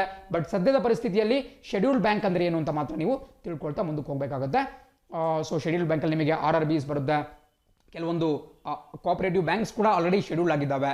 ಅದೇ ರೀತಿ ವಾಣಿಜ್ಯ ಬ್ಯಾಂಕ್ಗಳಿರಬಹುದು ಅಥವಾ ರಾಷ್ಟ್ರೀಕೃತ ಬ್ಯಾಂಕ್ಗಳಿರಬಹುದು, ಇವೆಲ್ಲವೂ ಕೂಡ ಶೆಡ್ಯೂಲ್ಡ್ ಬ್ಯಾಂಕ್ನ ಅಡಿಯಲ್ಲಿ ಬರುತ್ತೆ. ನೀವು ಕೇವಲ ಈ ಡೀಟೇಲ್ಸ್ನ ನೆನಪಲ್ಲಿ ಇಟ್ಕೋಬೇಕಾಗುತ್ತೆ. ಆ್ಯಂಡ್ ಇದನ್ನು ನೀವು ನೋಟ್ ಡೌನ್ ಮಾಡ್ಕೊಳ್ತಾ ಮುಂದಿನ ಸುದ್ದಿ ಅಂತ ಗಮನ ಹರಿಸೋಣ. ಸುದ್ದಿ ಹೇಳುತ್ತೆ, merger of RS and LS channels in final stages. ನೋಡಿ, ಸ್ಪೆಷಲಿ ಸ್ಪರ್ಧಾತ್ಮಕ ಪರೀಕ್ಷೆಗಳಿಗೆ ತಯಾರಾಗ್ತಿರ್ತಕ್ಕಂತಹ ವಿದ್ಯಾರ್ಥಿಗಳು LS ಕೇಳಿಲ್ಲ ಅಂದರೂ ಈ RS ಬಗ್ಗೆ ಕೇಳಿರ್ತೀರಾ. RS TV ಅಂದ್ರೇನು? ರಾಜ್ಯಸಭಾ ಟಿವಿ, ನಮ್ಮ ಸಂಸತ್ತಿನ ಅಪ್ಪರ್ ಹೌಸ್ ಅಥವಾ ಮೇಲ್ಮನೆ ಆಗಿರ್ತಕ್ಕಂತಹ ರಾಜ್ಯಸಭಾದ ಸಂಪೂರ್ಣ ನೇರ ಪ್ರಸಾರವನ್ನು ಯೂಟ್ಯೂಬ್ ಇರಬಹುದು ಅಥವಾ ದೂರದರ್ಶನದ ಮಾಧ್ಯಮಗಳಿರಬಹುದು, ಈ ಮಾಧ್ಯಮಗಳ ಮೂಲಕ ಜನರಿಗೆ ಪ್ರಚುರಪಡಿಸ್ತಕ್ಕಂತಹ ಒಂದು ದೂರದರ್ಶನ, ಒಂದು ಟಿವಿ ಚಾನಲ್, ಅದನ್ನು ರಾಜ್ಯಸಭಾ ಟೆಲಿವಿಷನ್ ಅಂತ ಕರಿತೀವಿ. ಸಾಕಷ್ಟು ಪರೀಕ್ಷೆಗೆ ಹೆಲ್ಪ್ ಆಗುವಂತಹ ಒಂದು ಕಾರ್ಯಕ್ರಮಗಳು ಈ ಒಂದು ಟಿವಿಯಲ್ಲಿ ಪ್ರಸಾರ ಆಗ್ತಾ ಇರುತ್ತೆ. ಬಟ್ ಇವತ್ತಿನ ಸುದ್ದಿ ಏನಪ್ಪಾ ಅಂತ ಹೇಳಿದ್ರೆ, ಇದುವರೆಗೂ ಸಪರೇಟಾಗಿ ಲೋಕಸಭೆಗೆ ಒಂದು ಟಿವಿ ಮತ್ತು ರಾಜ್ಯಸಭೆಗೆ ಒಂದು ಟಿವಿ ಇತ್ತು, ಒಂದು ಟಿವಿ ಚಾನಲ್, ಒಂದು ವಾಹಿನಿ ಇತ್ತು. ಬಟ್ ಈಗ ನಮ್ಮ ಕೇಂದ್ರ ಸರ್ಕಾರ ಇವೆರಡನ್ನೂ ಕೂಡ ಮರ್ಜ್ ಮಾಡುವುದು ಅಥವಾ ವಿಲೀನ ಮಾಡುವುದಕ್ಕೆ ಮುಂದಾಗಿದೆ. ಇದು ಬಹಳ ಪ್ರಮುಖವಾಗಿರುತ್ತೆ. ನೀವು ನೋಡ್ತಾ ಇರೋ ರೀತಿ 2006ನೇ ಇಸ್ವಿಯಲ್ಲೇ ಈ ಲೋಕಸಭಾ ವಾಹಿನಿಯನ್ನ ಪ್ರಾರಂಭ ಮಾಡಲಾಗಿತ್ತು ಮತ್ತು 2011ನೇ ಇಸ್ವಿಯಲ್ಲಿ ರಾಜ್ಯಸಭಾ ಟಿವಿಯನ್ನ ಪ್ರಾರಂಭ ಮಾಡಲಾಗಿತ್ತು. ಬಟ್ ಈಗ 2020ನೇ ಇಸ್ವಿಯಲ್ಲಿ ಮೇ ಬಿ ಮುಂದಿನ ವರ್ಷ ಕೂಡ ತೆರಳಬಹುದು, ಬಿಕಾಸ್ ಇನ್ನೂ ಕೂಡ ಅದರ ವಿಲೀನ ಪ್ರಕ್ರಿಯೆಗಳು ನಡೀತಾ ಇದ್ದಾವೆ. ಸೊ 2021ರ ಒಳಗಾಗಿ ಅವೆರಡನ್ನೂ ಕೂಡ ವಿಲೀನ ಮಾಡಿಬಿಟ್ಟು ಸಂಸದ್ ಟಿವಿ, ನಿಮಗೆ ಕಾಣಿಸ್ತಾ ಇದೆ, ಸಂಸದ್ ಟಿವಿ ಅಂತ ಮಾಡಲಾಗುತ್ತೆ. ಇದು ಬಹಳ ಇಂಪಾರ್ಟೆಂಟ್, ಬಿಕಾಸ್ ಹೆಸರು ಕೇಳಬಹುದು. ಇತ್ತೀಚೆಗಷ್ಟೇ RS ಟಿವಿ ಮತ್ತು LS ಟಿವಿಗಳನ್ನು ವಿಲೀನಗೊಳಿಸ್ಬಿಟ್ಟು ಹುಟ್ಟು ಹಾಕಿರ್ತಕ್ಕಂತಹ ಹೊಸ ಸುದ್ದಿ ವಾಹಿನಿ ಅಥವಾ ಒಂದು ಚಾನೆಲ್ನ ಹೆಸರೇನು ಅಂತ ಕೇಳಿದ್ರೆ ಸಂಸದ್ ಟಿವಿ ಅಂತ ಹೇಳಬೇಕಾಗುತ್ತೆ. ಸೊ ಸಂಸದ್ ಅಂತ ಹೇಳಿದ್ರೆ ಹಿಂದಿಯಲ್ಲಿ ಸಂಸತ್ತಿಗೆ ಸಂಸದ್ ಅಂತ ಕರೀತಾರೆ. ಸೊ ಸಂಸತ್ತು ಟಿವಿ ಅಂತ ನಾವು ಕನ್ನಡದಲ್ಲಿ ಕರೀಬಹುದು. ಬಹಳ ಪ್ರಮುಖವಾಗಿರುತ್ತೆ, ಪರೀಕ್ಷಾ ದೃಷ್ಟಿಯಿಂದ ಕೂಡ ಬಹಳ ಪ್ರಮುಖವಾಗಿರುತ್ತೆ. ಹಾಗೆ ನೋಡಿದ್ರೆ 2019ನೇ ಇಸ್ವಿಯಲ್ಲಿ ಲೋಕಸಭೆಯ ಅಧ್ಯಕ್ಷರು ಮತ್ತು ರಾಜ್ಯಸಭೆಯ ಅಧ್ಯಕ್ಷರು ಒಂದು ಮೀಟಿಂಗ್ ಅನ್ನು ಮಾಡ್ತಾರೆ. ಲೋಕಸಭಾ ಮುಖ್ಯಸ್ಥರು ಯಾರು? ಯಾವಾಗಲೂ ಕೂಡ ಲೋಕಸಭಾದ ಸ್ಪೀಕರ್ ಲೋಕಸಭಾದ ಒಂದು ಅಧ್ಯಕ್ಷರಾಗಿರ್ತಾರೆ. ಲೋಕಸಭಾ ಪರವಾಗಿ ಪ್ರತಿಯೊಂದು ಜಾಗಗಳಲ್ಲಿ ಅವರೇ ಪ್ರತಿನಿಧಿತ್ವವನ್ನು ವಹಿಸ್ತಾರೆ. ಸೊ 2019ರಲ್ಲಿ ಲೋಕಸಭಾ ಸ್ಪೀಕರ್ ಓಂ ಬಿರ್ಲಾ ಅವರು ಮತ್ತು ರಾಜ್ಯಸಭಾ ಮುಖ್ಯಸ್ಥರು ಯಾರಾಗಿರ್ತಾರೆ? ಖಂಡಿತವಾಗಿ ರಾಜ್ಯಸಭೆಯ ಚೇರ್ಮನ್ ಅದರ ಮುಖ್ಯಸ್ಥರಾಗಿರ್ತಾರೆ. ಯಾವಾಗಲೂ ಕೂಡ ವೈಸ್ ಪ್ರೆಸಿಡೆಂಟ್ ಅಥವಾ ಉಪರಾಷ್ಟ್ರಪತಿ ರಾಜ್ಯಸಭೆಯ ಒಂದು ಚೇರ್ಮನ್ ಆಗಿರ್ತಾರೆ. ಸೊ ಪ್ರಸಕ್ತವಾಗಿ ವೆಂಕಯ್ಯ ನಾಯ್ಡು ಅವರಿದ್ದಾರೆ. ಸೊ ಹಾಗಾಗಿ ಓಂ ಬಿರ್ಲಾ ಅವರು ಮತ್ತು ವೆಂಕಯ್ಯ ನಾಯ್ಡು ಅವರು ಒಂದು ಚರ್ಚೆಯನ್ನು ನಡೆಸಿದ್ರು. ಆ ಚರ್ಚೆಯ ಬಳಿಕ ಒಂದು ಆಯೋಗವನ್ನ ಅಥವಾ ಒಂದು ಸಮಿತಿಯನ್ನ ರಚನೆ ಮಾಡೋಕ್ಕೆ ತೀರ್ಮಾನ ಮಾಡಲಾಯಿತು. ಆ ಸಮಿತಿಯ ಶಿಫಾರಸ್ಸಿನ ಮೇರೆಗೆ ಇವೆರಡನ್ನೂ ಕೂಡ ವಿಲೀನಗೊಳಿಸಲಾಗ್ತಾ ಇದೆ. ಸೊ ಆ ಕಮಿಟಿ ಬಗ್ಗೆ ಕೂಡ ಕೇಳಬಹುದು. ರಾಜ್ಯಸಭಾ ಮತ್ತು ಲೋಕಸಭಾ ಟಿವಿಯ ಒಂದು ವಿಲೀನ ಪ್ರಕ್ರಿಯೆ ಕುರಿತು ರಚಿಸಲ್ಪಟ್ಟಂತಹ ಸಮಿತಿ ಯಾವುದು ಅಂತ ಹೇಳಿದ್ರೆ ನಿಮಗೆ ಕಾಣಿಸ್ಕೊಳ್ತಾ ಇದೆ, ಸೂರ್ಯಪ್ರಕಾಶ್ ಕಮಿಟಿ. ದಯವಿಟ್ಟು ನೋಡೋ ಮಕ್ಕಳಿಗೆ ಪರೀಕ್ಷೆಯಲ್ಲಿ ಬರಬಹುದು. ಸೂರ್ಯಪ್ರಕಾಶ್ ಕಮಿಟಿ ಅಥವಾ ಸೂರ್ಯಪ್ರಕಾಶ್ ಸಮಿತಿ. ಸೂರ್ಯಪ್ರಕಾಶ್ ಅಂದ್ರೆ ಏನು? ಯಾರು? ಅವರು 2020ನೇ ಇಸ್ವಿ ಈ ವರ್ಷದ ಶುರುವಿನವರೆಗೂ ಕೂಡ ಅವರು ಪ್ರಸಾರ್ ಭಾರತೀಯ ಮುಖ್ಯಸ್ಥರಾಗಿದ್ರು. ಪ್ರಸಾರ್ ಭಾರತಿ, ಇಲ್ಲಿ ಮತ್ತೊಂದು ಹೊಸ ಕಾನ್ಸೆಪ್ಟ್ ಬರ್ತಾ ಇದೆ ನಿಮಗೆ. ಪ್ರಸಾರ್ ಭಾರತಿ ಅಂದ್ರೇನು ನೋಡಿ, ಏನು ನಮ್ಮ ದೇಶದಲ್ಲಿ ನಮ್ಮ ಸರ್ಕಾರಿ ಒಡೆತನದ ಮಾಧ್ಯಮ ಸಂಸ್ಥೆಗಳಿದ್ದಾವೆ, ಎರಡು ಪ್ರಮುಖವಾದಂತಹ ಸಂಸ್ಥೆಗಳಿದ್ದಾವೆ. ಒಂದು ದೂರದರ್ಶನ್ ಟಿವಿ ಮಾಧ್ಯಮ, ಮತ್ತೊಂದು AIR all India radio. So ಇದು ರೇಡಿಯೋ ಮಾಧ್ಯಮ, ಇದು ಟಿವಿ ಮಾಧ್ಯಮ. ಇವೆರಡು ಕೂಡ ನಮ್ಮ ಸರ್ಕಾರಿ ಸ್ವಾಮ್ಯದ ಎರಡು ಮಾಧ್ಯಮ ಸಂಸ್ಥೆಗಳು. ಸೊ ಇವು ಇದುವರೆಗೂ ಕೂಡ ಕೇಂದ್ರ ಸರ್ಕಾರದ ಅಡಿಯಲ್ಲಿ ಕಾರ್ಯವನ್ನು ನಿರ್ವಹಣೆ ಮಾಡ್ತಾ ಇದ್ವು. ಬಟ್ ಅವಕ್ಕೆ ಸ್ವಲ್ಪ ಸ್ವಾಯತ್ತತೆಯನ್ನು ಕೊಟ್ಬಿಟ್ಟು ಪ್ರಸಾರ್ ಭಾರತಿ ಅನ್ನುವಂತಹ ಒಂದು ಹೊಸ ಸಂಸ್ಥೆಯನ್ನು ರಚನೆ ಮಾಡಲಾಯಿತು. ಸೊ ಬಹಳ ಹಿಂದೆ ರಚನೆ ಮಾಡಲಾಯಿತು. ಈ ಪ್ರಸಾರ್ ಭಾರತಿ ದೂರದರ್ಶನ್ ಮತ್ತು ಆಲ್ ಇಂಡಿಯಾ ರೇಡಿಯೋ ಇವೆರಡನ್ನೂ ಕೂಡ ನಿರ್ವಹಣೆ ಮಾಡುತ್ತೆ. ಇದೊಂದು ಆಟೋನಮಸ್ ಆರ್ಗನೈಸೇಷನ್ ಆಗಿದೆ. Ministry of information and broadcasting ಅಥವಾ ಮಾಹಿತಿ ಮತ್ತು ಪ್ರಸಾರ ಇಲಾಖೆಯ ಅಡಿಯಲ್ಲಿ ಇದು ಕಾರ್ಯವನ್ನು ನಿರ್ವಹಣೆ ಮಾಡುತ್ತೆ. ಸೊ ಅದು ಬಹಳ ಇಂಪಾರ್ಟೆಂಟ್. ನನಗೆ ಹೇಳ್ತಿದ್ದಂತಹ ಏನು ಸೂರ್ಯಪ್ರಕಾಶ್ ಏನಿದ್ದಾರೆ ಅವರು 2020ರ ಸ್ಟಾರ್ಟಿಂಗ್ವರೆಗೂ ಕೂಡ ಈ ಪ್ರಸಾರ್ ಭಾರತೀಯ ಅಧ್ಯಕ್ಷರಾಗಿದ್ದರು. ಈಗ ಅವರು ನಿವೃತ್ತಿನ ಹೊಂದಿದ್ದಾರೆ. So former Prasar Bharati chairman Suryaprakash ನೇತೃತ್ವದ ಸಮಿತಿಯನ್ನು ರಚನೆ ಮಾಡಲಾಗಿತ್ತು ಈ ಪರ್ಪಸ್ಗಾಗಿ. ಇದು ಬಹಳ ಪ್ರಮುಖವಾಗಿರುತ್ತೆ. ಆ್ಯಂಡ್ ಪ್ರಸಕ್ತವಾಗಿ ಹೊಸ ಒಬ್ಬ ಮುಖ್ಯಸ್ಥರನ್ನ ಇನ್ನೂ ಕೂಡ ಆಯ್ಕೆ ಮಾಡಲಾಗಿಲ್ಲ. ಸೊ ಈ ಪ್ರಸಾರ್ ಭಾರತಿ ಚೇರ್ಮನ್ ಹುದ್ದೆ ಖಾಲಿ ಇದೆ, ಅದು ಕೂಡ ಗೊತ್ತಿರಬೇಕಾಗುತ್ತೆ. ಆ್ಯಂಡ್ ಪ್ರಸಾರ್ ಭಾರತಿ CEO ಕೂಡ ಬಹಳ ಇಂಪಾರ್ಟೆಂಟ್ ಆಗುತ್ತೆ. ಅವರು ಕೂಡ ಹೊಸದಾಗಿ ನೇಮಕವಾದರು ಕಳೆದ ಬಾರಿ, ಶಶಿಶೇಖರ್ ವೆಂಪತಿ ಅವರು. ಇವ್ರ ಬಗ್ಗೆ ಕೂಡ ಕೇಳಬಹುದು. ಪ್ರಸಾರ್ ಭಾರತಿ CEO ಯಾರು ಅಂತ ಹೇಳಿದ್ರೆ ಶಶಿಶೇಖರ್ ವೆಂಪತಿ. ಆ್ಯಂಡ್ ಇಷ್ಟು ಡೀಟೇಲ್ಸ್ ನೋಟ್ ಮಾಡ್ಕೊಳ್ತಾ ನಾವು ಮೂರನೇ ಸುದ್ದಿ ಅಂತ ಗಮನ ಹರಿಸೋಣ. ಸುದ್ದಿ ಹೇಳುತ್ತೆ OBC panel gets 6 months extension. ನೋಡಿ, ಇದು ಕೂಡ ಬಹಳ ಮುಖ್ಯವಾದಂತಹ ಒಂದು ಸುದ್ದಿ. ನಮ್ಮ ಕೇಂದ್ರದ ಕ್ಯಾಬಿನೆಟ್ ಏನಿದೆ, ನಮ್ಮ ಕೇಂದ್ರದ ಸಂಪುಟ ಮತ್ತೊಂದು ಪ್ರಮುಖವಾದಂತಹ ನಿರ್ಧಾರವನ್ನು ಕೈಗೊಂಡಿದೆ. ಅದೇನಪ್ಪ ಅಂತ ಹೇಳಿದ್ರೆ, ಇತರೆ ಹಿಂದುಳಿದ ವರ್ಗಗಳ ಕುರಿತಾಗಿ ರಚನೆ ಮಾಡಿದಂತಹ ಒಂದು ಸಮಿತಿಯ ಅವಧಿಯನ್ನ 6 ತಿಂಗಳವರೆಗೆ ಎಕ್ಸ್ಟೆಂಡ್ ಮಾಡಲಾಗಿದೆ. ನೋಡಿ, ಇದು ಬಹಳ ಪ್ರಮುಖವಾಗಿರುತ್ತೆ. ಕೆಲವರು ಕನ್ಫ್ಯೂಷನ್ ಮಾಡ್ಕೊಳ್ತಾರೆ. ಏನಪ್ಪಾ ಅಂತ ಹೇಳಿದ್ರೆ 1993ರಲ್ಲಿ National Commission on Backward Classes ಅಂತ ಒಂದು NCBC ಅನ್ನುವಂತಹ ಒಂದು ಆಯೋಗವನ್ನು ಹುಟ್ಟಾಕಲಾಯಿತು, ಅಥವಾ ರಾಷ್ಟ್ರೀಯ ಹಿಂದುಳಿದ ವರ್ಗಗಳ ಆಯೋಗ ಅಂತ ಕರೆಯಲಾಗುತ್ತೆ. ಇದಕ್ಕೆ 2018ನೇ ಇಸ್ವಿಯಲ್ಲಿ 102ನೇ ಸಂವಿಧಾನ ತಿದ್ದುಪಡಿ 102nd ಕಾನ್ಸ್ಟಿಟ್ಯೂಷನಲ್ ಅಮೆಂಡ್ಮೆಂಟ್ ಆಕ್ಟ್ ಅಡಿಯಲ್ಲಿ ಇದಕ್ಕೆ ಸಾಂವಿಧಾನಿಕ ಮಾನ್ಯತೆಯನ್ನು ಕೂಡ ಕೊಡಲಾಯಿತು. ಬಟ್ ಅದೇ ಬೇರೆ, ನಿಮಗೆ ಕೊಟ್ಟಿರತಕ್ಕಂತಹ OBC ಪ್ಯಾನಲ್ಲೇ ಬೇರೆ. ಹಾಗೆ ನೋಡಿದ್ರೆ ಈ ನ್ಯಾಷನಲ್ ಕಮಿಷನ್ ಫಾರ್ ಬ್ಯಾಕ್ವರ್ಡ್ ಕ್ಲಾಸಸ್ನ ಪ್ರಸಕ್ತ ಚೇರ್ಮನ್ ಭಗವನ್ ಲಾಲ್ ಸೈನಿ ಅವರು, ಬರ್ಕೋಬೇಕಾಗುತ್ತೆ ಅವರ ಹೆಸರನ್ನ, ಭಗವನ್ ಲಾಲ್ ಸಹನಿ ಅವರು ಪ್ರಸಕ್ತವಾಗಿ ಈ NCBC ಅಥವಾ ನ್ಯಾಷನಲ್ ಕಮಿಷನ್ ಫಾರ್ ಬ್ಯಾಕ್ವರ್ಡ್ ಕ್ಲಾಸಸ್ನ ಚೇರ್ಮನ್ ಆಗಿದ್ದಾರೆ. ಬಟ್ ಇಲ್ಲಿ ನೀವು ಮಾತಾಡ್ತಿರ್ತಕ್ಕಂತಹದ್ದು ಒಂದು OBC ಪ್ಯಾನಲ್. ಅಂದ್ರೆ ಇದರ ಉದ್ದೇಶ ಬಹಳ ಪ್ರಮುಖವಾಗುತ್ತೆ. ನೋಡಿ, ನಮ್ಮ ದೇಶದಲ್ಲಿ ಕೇಂದ್ರ ಸರ್ಕಾರ ಇತರೆ ಹಿಂದುಳಿದ ವರ್ಗಗಳಿಗೆ 27% ಒಂದು ಮೀಸಲಾತಿಯನ್ನ ಕೊಟ್ಟಿದೆ, 27% ರಿಸರ್ವೇಷನ್ ಅನ್ನು ಕೊಟ್ಟಿದೆ. ಬಟ್ ಪ್ರಾಬ್ಲಮ್ ಏನಪ್ಪಾ ಅಂತ ಹೇಳಿದ್ರೆ, ಈ ಒಟ್ಟು OBCಯಲ್ಲಿ ಬರ್ತಕ್ಕಂತಹ ಜಾತಿಗಳಲ್ಲಿ ಕೆಲವು ಪ್ರಬಲವಾದಂತಹ ಜಾತಿಗಳೇ ಈ 27%ದಲ್ಲಿ ಬಹುತೇಕ ಭಾಗ ಪಾಲನ್ನ ಹೊಡೆದುಕೊಳ್ತಾ ಇದ್ದಾವೆ. ಸೊ OBC ಒಳಗಡೆ ಬರ್ತಕ್ಕಂತಹ ಕೆಲವು ದುರ್ಬಲ ವರ್ಗದ ಜನರಿಗೆ, ದುರ್ಬಲ ವರ್ಗದ ಜಾತಿಗಳಿಗೆ ಇದರಿಂದ ಸೂಕ್ತವಾದಂತಹ ಪ್ರಾತಿನಿಧ್ಯ ಸಿಗ್ತಾ ಇಲ್ಲ ಅಂತ ಒಂದು ಆರೋಪ ಇತ್ತು. ಸೊ ಹಾಗಾಗಿ ಈ OBC ಒಳಗಡೆ ವರ್ಗೀಕರಣ ಮಾಡುವಂತಹ ದೃಷ್ಟಿಯಿಂದ, ಕ್ಲಾಸಿಫಿಕೇಶನ್ ಮಾಡುವಂತಹ ದೃಷ್ಟಿಯಿಂದ ಈ OBC ಪ್ಯಾನೆಲ್ನ 2017ನೇ ಇಸ್ವಿಯಲ್ಲಿ ರಚನೆ ಮಾಡಲಾಯಿತು. ಪರೀಕ್ಷಾ ದೃಷ್ಟಿಯಿಂದ ಬಹಳ ಪ್ರಮುಖ. ಸೊ ಈ OBC ಒಂದು ಸಮಿತಿಯ ಉದ್ದೇಶ ಏನು ಅಂತ ಹೇಳಿದ್ರೆ, OBCಯ ಒಳ ಮೀಸಲಾತಿ ಅಥವಾ ಸಬ್ ಕ್ಲಾಸಿಫಿಕೇಶನ್ ಮಾಡೋದು, ಒಳ ವರ್ಗೀಕರಣ ಮಾಡ್ತಕ್ಕಂತಹದ್ದು. ಸೊ OBC ಒಳಗಡೆ ಬರ್ತಕ್ಕಂತಹ ವೀಕ್ ಅಥವಾ ದುರ್ಬಲ ಒಂದು ಕಮ್ಯುನಿಟಿಗಳಿಗೆ, ವರ್ಗಗಳಿಗೆ ಜಾಸ್ತಿ ಪರ್ಸೆಂಟೇಜ್ ಮೀಸಲಾತಿಯನ್ನು ಕೊಡ್ತಕ್ಕಂತಹದ್ದು ಮುಂತಾದ ಕೆಲಸವನ್ನು ಮಾಡಲಿಕ್ಕೆ ಇದನ್ನು ರಚನೆ ಮಾಡಲಾಯಿತು. 2017ನೇ ಇಸ್ವಿಯಲ್ಲಿ ರಚನೆ ಮಾಡಲಾಯಿತು. ನೀವು ಎಕ್ಸಾಂಪಲ್ ಗಮನಿಸಬಹುದು. ನಮ್ಮ ಕರ್ನಾಟಕದ ಎಕ್ಸಾಂಪಲ್ ತೊಗೊಳ್ಳಿ. ಕರ್ನಾಟಕದಲ್ಲಿ OBC ಅಂತ ಒಂದು ಕ್ಲಾಸಿಫಿಕೇಶನ್ ನೇರವಾಗಿ ಮಾಡಿಲ್ಲ, ಬಟ್ OBC ಒಳಗಡೆ ಬೇರೆ ಬೇರೆ ಕ್ಯಾಟಗರಿಗಳು ಬರ್ತಾ ಹೋಗುತ್ತೆ. 2A, 2B, 3A, 3B ಈ ರೀತಿ ಹಲವಾರು ಕ್ಲಾಸಿಫಿಕೇಶನ್ಸ್ ಬರ್ತಾ ಹೋಗುತ್ತೆ. ಸೊ ಇದು ಇದೇ ರೀತಿ ಕೇಂದ್ರ ಸರ್ಕಾರವು ಕೂಡ ಮಾಡಲಿಕ್ಕೆ ಹೊರಟಿದೆ. ಅದಕ್ಕಾಗಿ ರಚನೆ ಮಾಡಿರತಕ್ಕಂತಹ OBC ಆಯೋಗ. ಅಂಡ್ ಅದರ ಚೇರ್ಮನ್ ಕೂಡ ಬಹಳ ಪ್ರಮುಖವಾಗ್ತಾರೆ. ನಿಮಗೆ ಇಲ್ಲಿ ಕಾಣಿಸ್ತಾ ಇದೆ, ದೆಹಲಿ ಹೈಕೋರ್ಟ್ನ ನಿವೃತ್ತ ನ್ಯಾಯಾಧೀಶೆ G. ರೋಹಿಣಿ ಅವರು ಈ ಒಂದು OBC ಪ್ಯಾನೆಲ್ನ ಮುಖ್ಯಸ್ಥರಾಗಿದ್ದಾರೆ. ಸೊ ಬಹಳ ಇಂಪಾರ್ಟೆಂಟ್, ಖಂಡಿತ ಪ್ರಶ್ನೆ ಕೇಳಬಹುದು. ನೀವು ನೋಟ್ಬುಕ್ಕಲ್ಲಿ ನೋಟ್ ಡೌನ್ ಮಾಡ್ಕೊಳ್ಳಿ. G. ರೋಹಿಣಿ ಈ ಹಿಂದುಳಿದ ವರ್ಗಗಳ ಸಮಿತಿ ಅಥವಾ ಅವರ ವರ್ಗೀಕರಣಕ್ಕೆ ಸಂಬಂಧಿಸಿದಂತಹ ಸಮಿತಿಯ ಮುಖ್ಯಸ್ಥೆ G. ರೋಹಿಣಿ. ಇವರು ದೆಹಲಿ ಹೈಕೋರ್ಟ್ನ ನಿವೃತ್ತ ನ್ಯಾಯಾಧೀಶ ಆಗಿದ್ದಾರೆ. ಇದು ಪರೀಕ್ಷಾ ದೃಷ್ಟಿಯಿಂದ ಬಹಳ ಪ್ರಮುಖವಾಗಿರುತ್ತೆ. ಸೊ ಇದರ ಉದ್ದೇಶ ಕೂಡ ನಿಮಗೆ ಗೊತ್ತಿರಬೇಕು. ಪ್ರಸಕ್ತವಾಗಿ ಈ OBCಯ ಒಳ ವರ್ಗೀಕರಣ ನಡೆದಿರತಕ್ಕಂತಹದ್ದು ಕೇವಲ 2 ರಾಜ್ಯಗಳಲ್ಲಿ, ಒಂದು ಕರ್ನಾಟಕ, ಮತ್ತೊಂದು ನಮ್ಮ ನೆರೆಯ ರಾಜ್ಯ ಆಂಧ್ರ ಪ್ರದೇಶ್. ಅಲ್ಲೂ ಕೂಡ ABCD ಅಂತ ಕ್ಲಾಸಿಫಿಕೇಶನ್ ಮಾಡಲಾಗಿದೆ. ನಮ್ಮಲ್ಲಿ 2A, 2B, 3A, 3B ಅಂತ ಕ್ಲಾಸಿಫಿಕೇಶನ್ ಮಾಡಲಾಗಿದೆ. ಅಂಡ್ ಇದೇ ನಿಟ್ಟಿನಲ್ಲಿ ಕೇಂದ್ರವು ಕೂಡ ಮಾಡಲಿಕ್ಕೆ ಹೊರಟಿದೆ. ಅಂಡ್ ಈ ಸಮಿತಿಗೆ 6 ತಿಂಗಳ ಎಕ್ಸ್ಟೆನ್ಷನ್ ಅನ್ನು ಕೊಡಲಾಗಿದೆ. ಬಿಕಾಸ್ ಅವರು ಕಾರ್ಯವನ್ನು ನಿರ್ವಹಣೆ ಮಾಡೋಕ್ಕೆ ಕೊರೋನಾ ವೈರಸ್ ಅಡ್ಡಿ ಬಂತು. ಸೊ 6 months ಜಾಸ್ತಿ ಅವರಿಗೆ ಸಮಯ ಸಿಗುತ್ತೆ. ಅಂಡ್ ಅವರು ಶಿಫಾರಸನ್ನು ಮಾಡ್ತಾರೆ. ಅದರ ಮೇಲೆ ನಮ್ಮ ಕೇಂದ್ರ ಸರ್ಕಾರ ತೀರ್ಮಾನವನ್ನು ಕೈಗೊಳ್ಳುತ್ತೆ. ಇದನ್ನ ಒಳ ವರ್ಗೀಕರಣ ಮಾಡಬೇಕು ಬೇಡ ಅಂತೇಳಿ ತೀರ್ಮಾನವನ್ನು ಕೈಗೊಳ್ಳುತ್ತೆ. ಇದೇ ರೀತಿ ಮುಂದಿನ ಸುದ್ದಿ ನೋಡ್ತಾ ಹೋಗೋಣ. ಸುದ್ದಿ ಹೇಳುತ್ತೆ, with space reforms private sector to get level playing field. ಇದು ನಮ್ಮ ಬಾಹ್ಯಾಕಾಶ ಕ್ಷೇತ್ರದಿಂದ ಬಂದಿರತಕ್ಕಂತಹ ಒಂದು ಉತ್ತಮವಾದಂತಹ ಸುದ್ದಿ. ನಿನ್ನೆ ನಮ್ಮ ಕೇಂದ್ರ ಸಂಪುಟ ಮತ್ತೊಂದು ಮಹತ್ವದ ನಿರ್ಣಯವನ್ನು ಕೈಗೊಂಡಿದೆ. ಅದೇನಪ್ಪ ಅಂತ ಹೇಳಿದ್ರೆ, ನಿಮಗೆ ಕಾಣಿಸ್ತಾ ಇರೋ ರೀತಿ ಇನ್ಸ್ಪೇಸ್ ಅನ್ನುವಂತಹ ಹೊಸ ಸಂಸ್ಥೆಯೊಂದನ್ನು ಹುಟ್ಟು ಹಾಕಿದೆ. ಎಲ್ಲರೂ ಕೂಡ ನೋಟ್ ಡೌನ್ ಮಾಡ್ಕೊಳ್ಳಿ. ಇನ್ಸ್ಪೇಸ್ ಪರೀಕ್ಷೆಯಲ್ಲಿ ಖಂಡಿತ ಕೇಳ್ತಾರೆ. ಇನ್ಸ್ಪೇಸ್ನ ಫುಲ್ ಫಾರ್ಮ್ ಕೂಡ ಬಹಳ ಇಂಪಾರ್ಟೆಂಟ್ ಆಗುತ್ತೆ. ನಿಮಗೆ ಕಾಣಿಸ್ತಿರೋ ರೀತಿ Indian national space promotion and authorisation centre. ಮತ್ತೊಮ್ಮೆ ಹೇಳ್ತೀನಿ, Indian national space promotion and authorisation centre.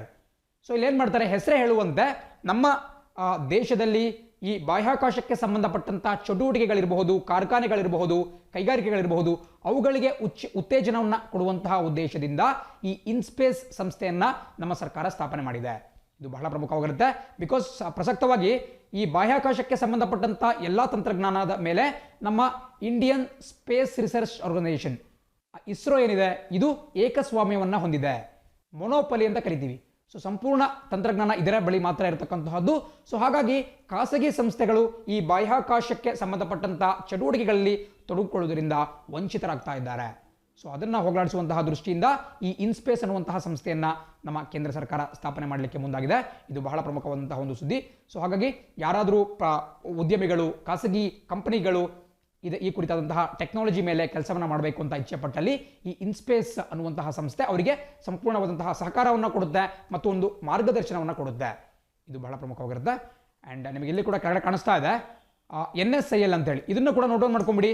NSIL, New Space India Limited, ಇದರ ಹೆಸರು ಬಹಳ important. New Space India Limited ಇದನ್ನ 2019ನೇ ಇಸ್ವಿಯಲ್ಲಿ ಸ್ಥಾಪನೆ ಮಾಡಲಾಯಿತು. 2019 ಬಜೆಟ್ ಸ್ಪೀಚ್ನಲ್ಲಿ ಈ ಕುರಿತಾಗಿ ನಿರ್ಮಲಾ ಸೀತಾರಾಮನ್ ಅವರು ಒಂದು ಘೋಷಣೆಯನ್ನು ಮಾಡಿದ್ರು. ಸೊ ಅದನ್ನು NSILನ 2019ನಲ್ಲಿ ಸ್ಥಾಪನೆ ಮಾಡಲಾಯಿತು. ಇದು ಇಸ್ರೋದ ಕೆಳಗಡೆ ಕಾರ್ಯವನ್ನು ನಿರ್ವಹಣೆ ಮಾಡುತ್ತೆ. ನೋಡಿ, ಒಂದು ಮಾತು ಇಟ್ಕೊಳ್ಳಿ, ಮೂಲತಃವಾಗಿ ಇಸ್ರೋ ಒಂದು ಸರ್ಕಾರಿ ಸಂಸ್ಥೆ. ಅದು ವಾಣಿಜ್ಯ ಕಾರ್ಯಗಳಿಗೋಸ್ಕರ ಕೆಲಸವನ್ನು ಮಾಡಲ್ಲ, ಹಣಕ್ಕಾಗಿ ಕೆಲಸ ಮಾಡಲ್ಲ, ಬದಲಾಗಿ ದೇಶಕ್ಕಾಗಿ ಬೇಕಾಗಿರತಕ್ಕಂತಹ ಬಾಹ್ಯಾಕಾಶ ತಂತ್ರಜ್ಞಾನದ ಕುರಿತಾಗಿ ಕೆಲಸವನ್ನು ಮಾಡುತ್ತೆ. ಬಟ್ ಆದರೂ ಕೂಡ ಇಸ್ರೋ ಕೆಲವೊಮ್ಮೆ ವಿದೇಶಕ್ಕೆ ಉಪಗ್ರಹಗಳನ್ನು ಹಾರಿಸಿಕೊಡುತ್ತೆ, ವಿದೇಶಕ್ಕೆ ಕೆಲವು ಈ ಬಾಹ್ಯಾಕಾಶ ಸಂಬಂಧಿತ ಒಂದು ಸಹಾಯವನ್ನು ಮಾಡುತ್ತೆ. ಅದಕ್ಕಾಗಿ ಅದಕ್ಕೆ ಹಣವನ್ನು ಪಾವತಿ ಮಾಡಲಾಗುತ್ತೆ. ಸೊ ಇದುವರೆಗೂ ಕೂಡ ಈ ಹಣಕಾಸಿನ ವ್ಯವಹಾರಗಳನ್ನು ನೋಡ್ಕೊಳ್ಳೋಕ್ಕೆ ಮತ್ತು ಕಮರ್ಷಿಯಲ್ ಆಸ್ಪೆಕ್ಟ್ಸ್ ಅಥವಾ ವಾಣಿಜ್ಯ ಚಟುವಟಿಕೆಗಳಿಗೆ ಇಸ್ರೋದ ಅಡಿಯಲ್ಲಿ ಒಂದು ಸಂಸ್ಥೆ ಕಾರ್ಯನಿರ್ವಹಣೆ ಮಾಡ್ತಾ ಇತ್ತು. ಅದನ್ನು ಆಂಟ್ರಿಕ್ಸ್ ಅಂತ ಕರಿತೀವಿ, ಆಂಥ್ರಿಕ್ಸ್ ಅಂತ ಕರಿಬಹುದು. ಸೊ ಆಂಥ್ರಿಕ್ಸ್ ಸಂಸ್ಥೆ ಬಹಳ ಹಿಂದಿನಿಂದಲೂ ಇಸ್ರೋ ಕೆಳಗಡೆ ಕೆಲಸ ಮಾಡ್ತಿತ್ತು. ಬಟ್ 2019ರಲ್ಲಿ ನಮ್ಮ ಕೇಂದ್ರ ಸರ್ಕಾರ ಇಸ್ರೋದ 2ನೇ ವಾಣಿಜ್ಯ ಆರ್ಮ್ ಅಥವಾ ಒಂದು ಕಮರ್ಷಿಯಲ್ ಆರ್ಮ್ ಅನ್ನ ಸ್ಥಾಪನೆ ಮಾಡಿತು. ಅದರ ಹೆಸರು ನೀವು ನೋಡ್ತಿರೋ ರೀತಿ New Space India Limited. So Antrix ಮತ್ತು NSIL ಎರಡೂ ಕೂಡ ಈ ವಾಣಿಜ್ಯ ಚಟುವಟಿಕೆಗಳನ್ನು ನಿರ್ವಹಿಸ್ತಾ ಹೋಗ್ತವೆ. ಸೊ ಆ NSIL ಈ ಒಂದು ಇನ್ಸ್ಪೇಸ್ ಸೆಂಟರ್ನ ಜೊತೆ ಒಂದು ಕೆಲಸವನ್ನು ಮಾಡಿಬಿಟ್ಟು ಈ ಬೇರೆ ಬೇರೆ ಉದ್ಯಮಿಗಳು ಅಥವಾ ತಜ್ಞರಿಗೆ ಸಹಾಯವನ್ನು ಮಾಡ್ತಾ ಹೋಗುತ್ತೆ.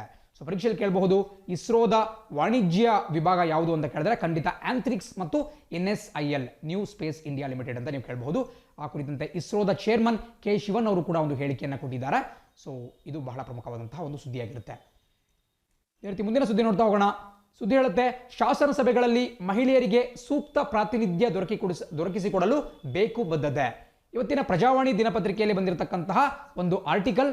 ಸೊ ಇಲ್ಲಿ ಏನು ಈ ರಾಜ್ಯಸಭೆ, ಲೋಕಸಭೆ ಮತ್ತು ವಿಧಾನಸಭಾ ಮತ್ತು ವಿಧಾನ ಪರಿಷತ್ ಏನು ನಮ್ಮ ಭಾರತದ ಈ ಲೆಜಿಸ್ಲೇಚರ್ ಏನಿದೆ, ಶಾಸನ ಸಂಸ್ಥೆಗಳನ್ನಿದ್ದಾವೆ, ಅಲ್ಲಿ ಮಹಿಳೆಯರ ಪ್ರಾತಿನಿಧ್ಯ ಬಹಳಷ್ಟು ಕಡಿಮೆ ಇದೆ ಅನ್ನೋದರ ಕುರಿತು ಈ ಒಂದು ಸಂಪಾದಕೀಯ ಒಂದು ಬೆಳಕನ್ನು ಚೆಲ್ತಾ ಇದೆ. ಬಹಳ ಪ್ರಮುಖ. ಬಿಕಾಸ್ ಇತ್ತೀಚೆಗಷ್ಟೇ ನಮ್ಮ ಕರ್ನಾಟಕದಲ್ಲಿ ರಾಜ್ಯಸಭಾ ಚುನಾವಣೆಗೆ ವ್ಯಕ್ತಿಗಳನ್ನ ಆಯ್ಕೆ ಮಾಡಲಾಯಿತು. ಅದೇ ರೀತಿ ವಿಧಾನ ಪರಿಷತ್ ಚುನಾವಣೆಗೂ ಕೂಡ ಕೆಲವು ಅಭ್ಯರ್ಥಿಗಳನ್ನ ಆಯ್ಕೆ ಮಾಡಲಾಯಿತು. ಬಟ್ ಈ ಯಾವುದೇ ಒಂದು ಪಟ್ಟಿಯಲ್ಲೂ ಕೂಡ ಒಂದೇ ಒಂದು ಮಹಿಳೆಯ ಹೆಸರು ಕೂಡ ಇಲ್ಲ. ಸೊ ಇದು ಪ್ರಸಕ್ತವಾದಂತಹ ಸ್ಥಿತಿಯನ್ನು ತೋರಿಸುತ್ತೆ. ಬಿಕಾಸ್ ನಮ್ಮ ಕರ್ನಾಟಕ ಬಹಳ ಹಿಂದಿನಿಂದಲೂ ಈ ಮಹಿಳಾ ಸಮಾನತೆ ಮತ್ತು ಈ ರಾಜಕೀಯ ರಂಗದಲ್ಲಿ ಮಹಿಳೆಯರಿಗೆ ಒಂದು ಸಮಾನ ಅವಕಾಶವನ್ನು ಕಲ್ಪಿಸಿಕೊಡುವಂತಹ ದೃಷ್ಟಿಯಲ್ಲಿ ಮುಂಚೂಣಿಯಲ್ಲಿತ್ತು. ಹಾಗೆ ನೋಡಿದ್ರೆ 1987ರ ಪಂಚಾಯತ್ ರಾಜ್ ಕಾಯ್ದೆಯಲ್ಲಿ ಮೊಟ್ಟ ಮೊದಲ ಬಾರಿಗೆ ನಮ್ಮ ದೇಶದಲ್ಲಿ ಮಹಿಳೆಯರಿಗೆ 25%, 25% ಒಂದು ರಿಸರ್ವೇಷನ್ ಅನ್ನು ಕೊಡಬೇಕು ಅಂತ ಹೇಳಿ ಕೂಡ ತೀರ್ಮಾನವನ್ನು ಮಾಡಲಾಗಿತ್ತು. ನಿಮಗೆ ಕಾಣಿಸ್ತಾ ಇದೆ, ದೇಶದಲ್ಲಿ one of the first States ನಮ್ಮ ಕರ್ನಾಟಕ ಆಗಿತ್ತು. ಅದಾದ ಮೇಲೆ ಏನು ಸಂವಿಧಾನಕ್ಕೆ ತಿದ್ದುಪಡಿ ತರುವ ಮೂಲಕ 33% ಅಂತ ಕೂಡ ಮಾಡಿದ್ರು.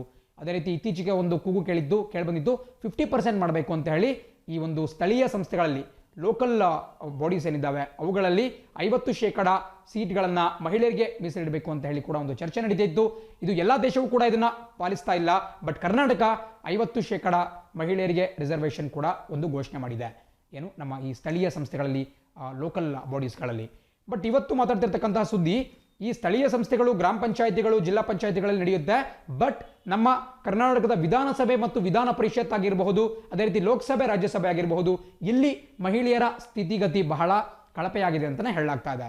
ಸೊ ಆ ಕುರಿತಾಗಿ ಸ್ವಲ್ಪ ಡೀಟೇಲ್ಸನ್ನು ಕೊಟ್ಟಿದ್ದಾರೆ. ನೀವು PSI ಎಕ್ಸಾಮ್ ಬರಿಬೇಕು ಅಂತ ಒಂದು ಆಸೆ ಇಟ್ಕೊಂಡಿದ್ದಲ್ಲಿ ನಿಮಗೆ ಪ್ರಬಂಧ ಲೇಖನಕ್ಕೆ ಬಹಳ ಹೆಲ್ಪ್ ಆಗುತ್ತೆ. ಅದೇ ರೀತಿ KS ಇರಬಹುದು, ಮುಂತಾದಂತಹ ಪರೀಕ್ಷೆಗಳಿಗೂ ಕೂಡ ಈ ಒಂದು ಕಂಟೆಂಟ್ ಬಹಳ ಪ್ರಮುಖವಾಗುತ್ತೆ. ಸೊ ದಯವಿಟ್ಟು ನೋಟ್ ಮಾಡ್ಕೊಳ್ತಾ ಹೋಗಬೇಕಾಗುತ್ತೆ. ಅಂಡ್ ಇಲ್ಲೂ ಕೂಡ ಕೊಟ್ಟಿದ್ದಾರೆ, ನಮ್ಮ ದೇಶದಲ್ಲಿ ಮೊದಲ ಸಾರ್ವತ್ರಿಕ ಚುನಾವಣೆ ಏನು ನಡೀತು, ನಮ್ಮ ದೇಶದಲ್ಲಿ ಏನು ಜನರಲ್ ಎಲೆಕ್ಷನ್ ನಡೀತು 1951-52ನೇ ಇಸ್ವಿಯಲ್ಲಿ. ಆ ಸಮಯದಲ್ಲಿ ಮಹಿಳೆಯರ ಪ್ರಾತಿನಿಧ್ಯ ಕೇವಲ 5% ಇತ್ತು. ಏನು ಒಟ್ಟು ಸಂಸದರ ಸಂಖ್ಯೆ ಇದೆ ಅದರಲ್ಲಿ 5% ಮಾತ್ರ ಮಹಿಳೆಯರಿದ್ರು. ಬಟ್ ಈಗ 2019ರ ಚುನಾವಣೆ ನಡೀತು, ಅವಾಗ ಕೇವಲ 14% ಅಷ್ಟೇ. ನಮಗೆ ಸ್ವಾತಂತ್ರ್ಯ ಬಂದು 70 ವರ್ಷಕ್ಕಿಂತ ಜಾಸ್ತಿ ವರ್ಷಗಳು ಕಳೆದೋಗಿದ್ರು ಕೂಡ 5% ಇಂದ ಕೇವಲ 14% ಬಂದಿದ್ದೇವೆ ಮಾತ್ರ.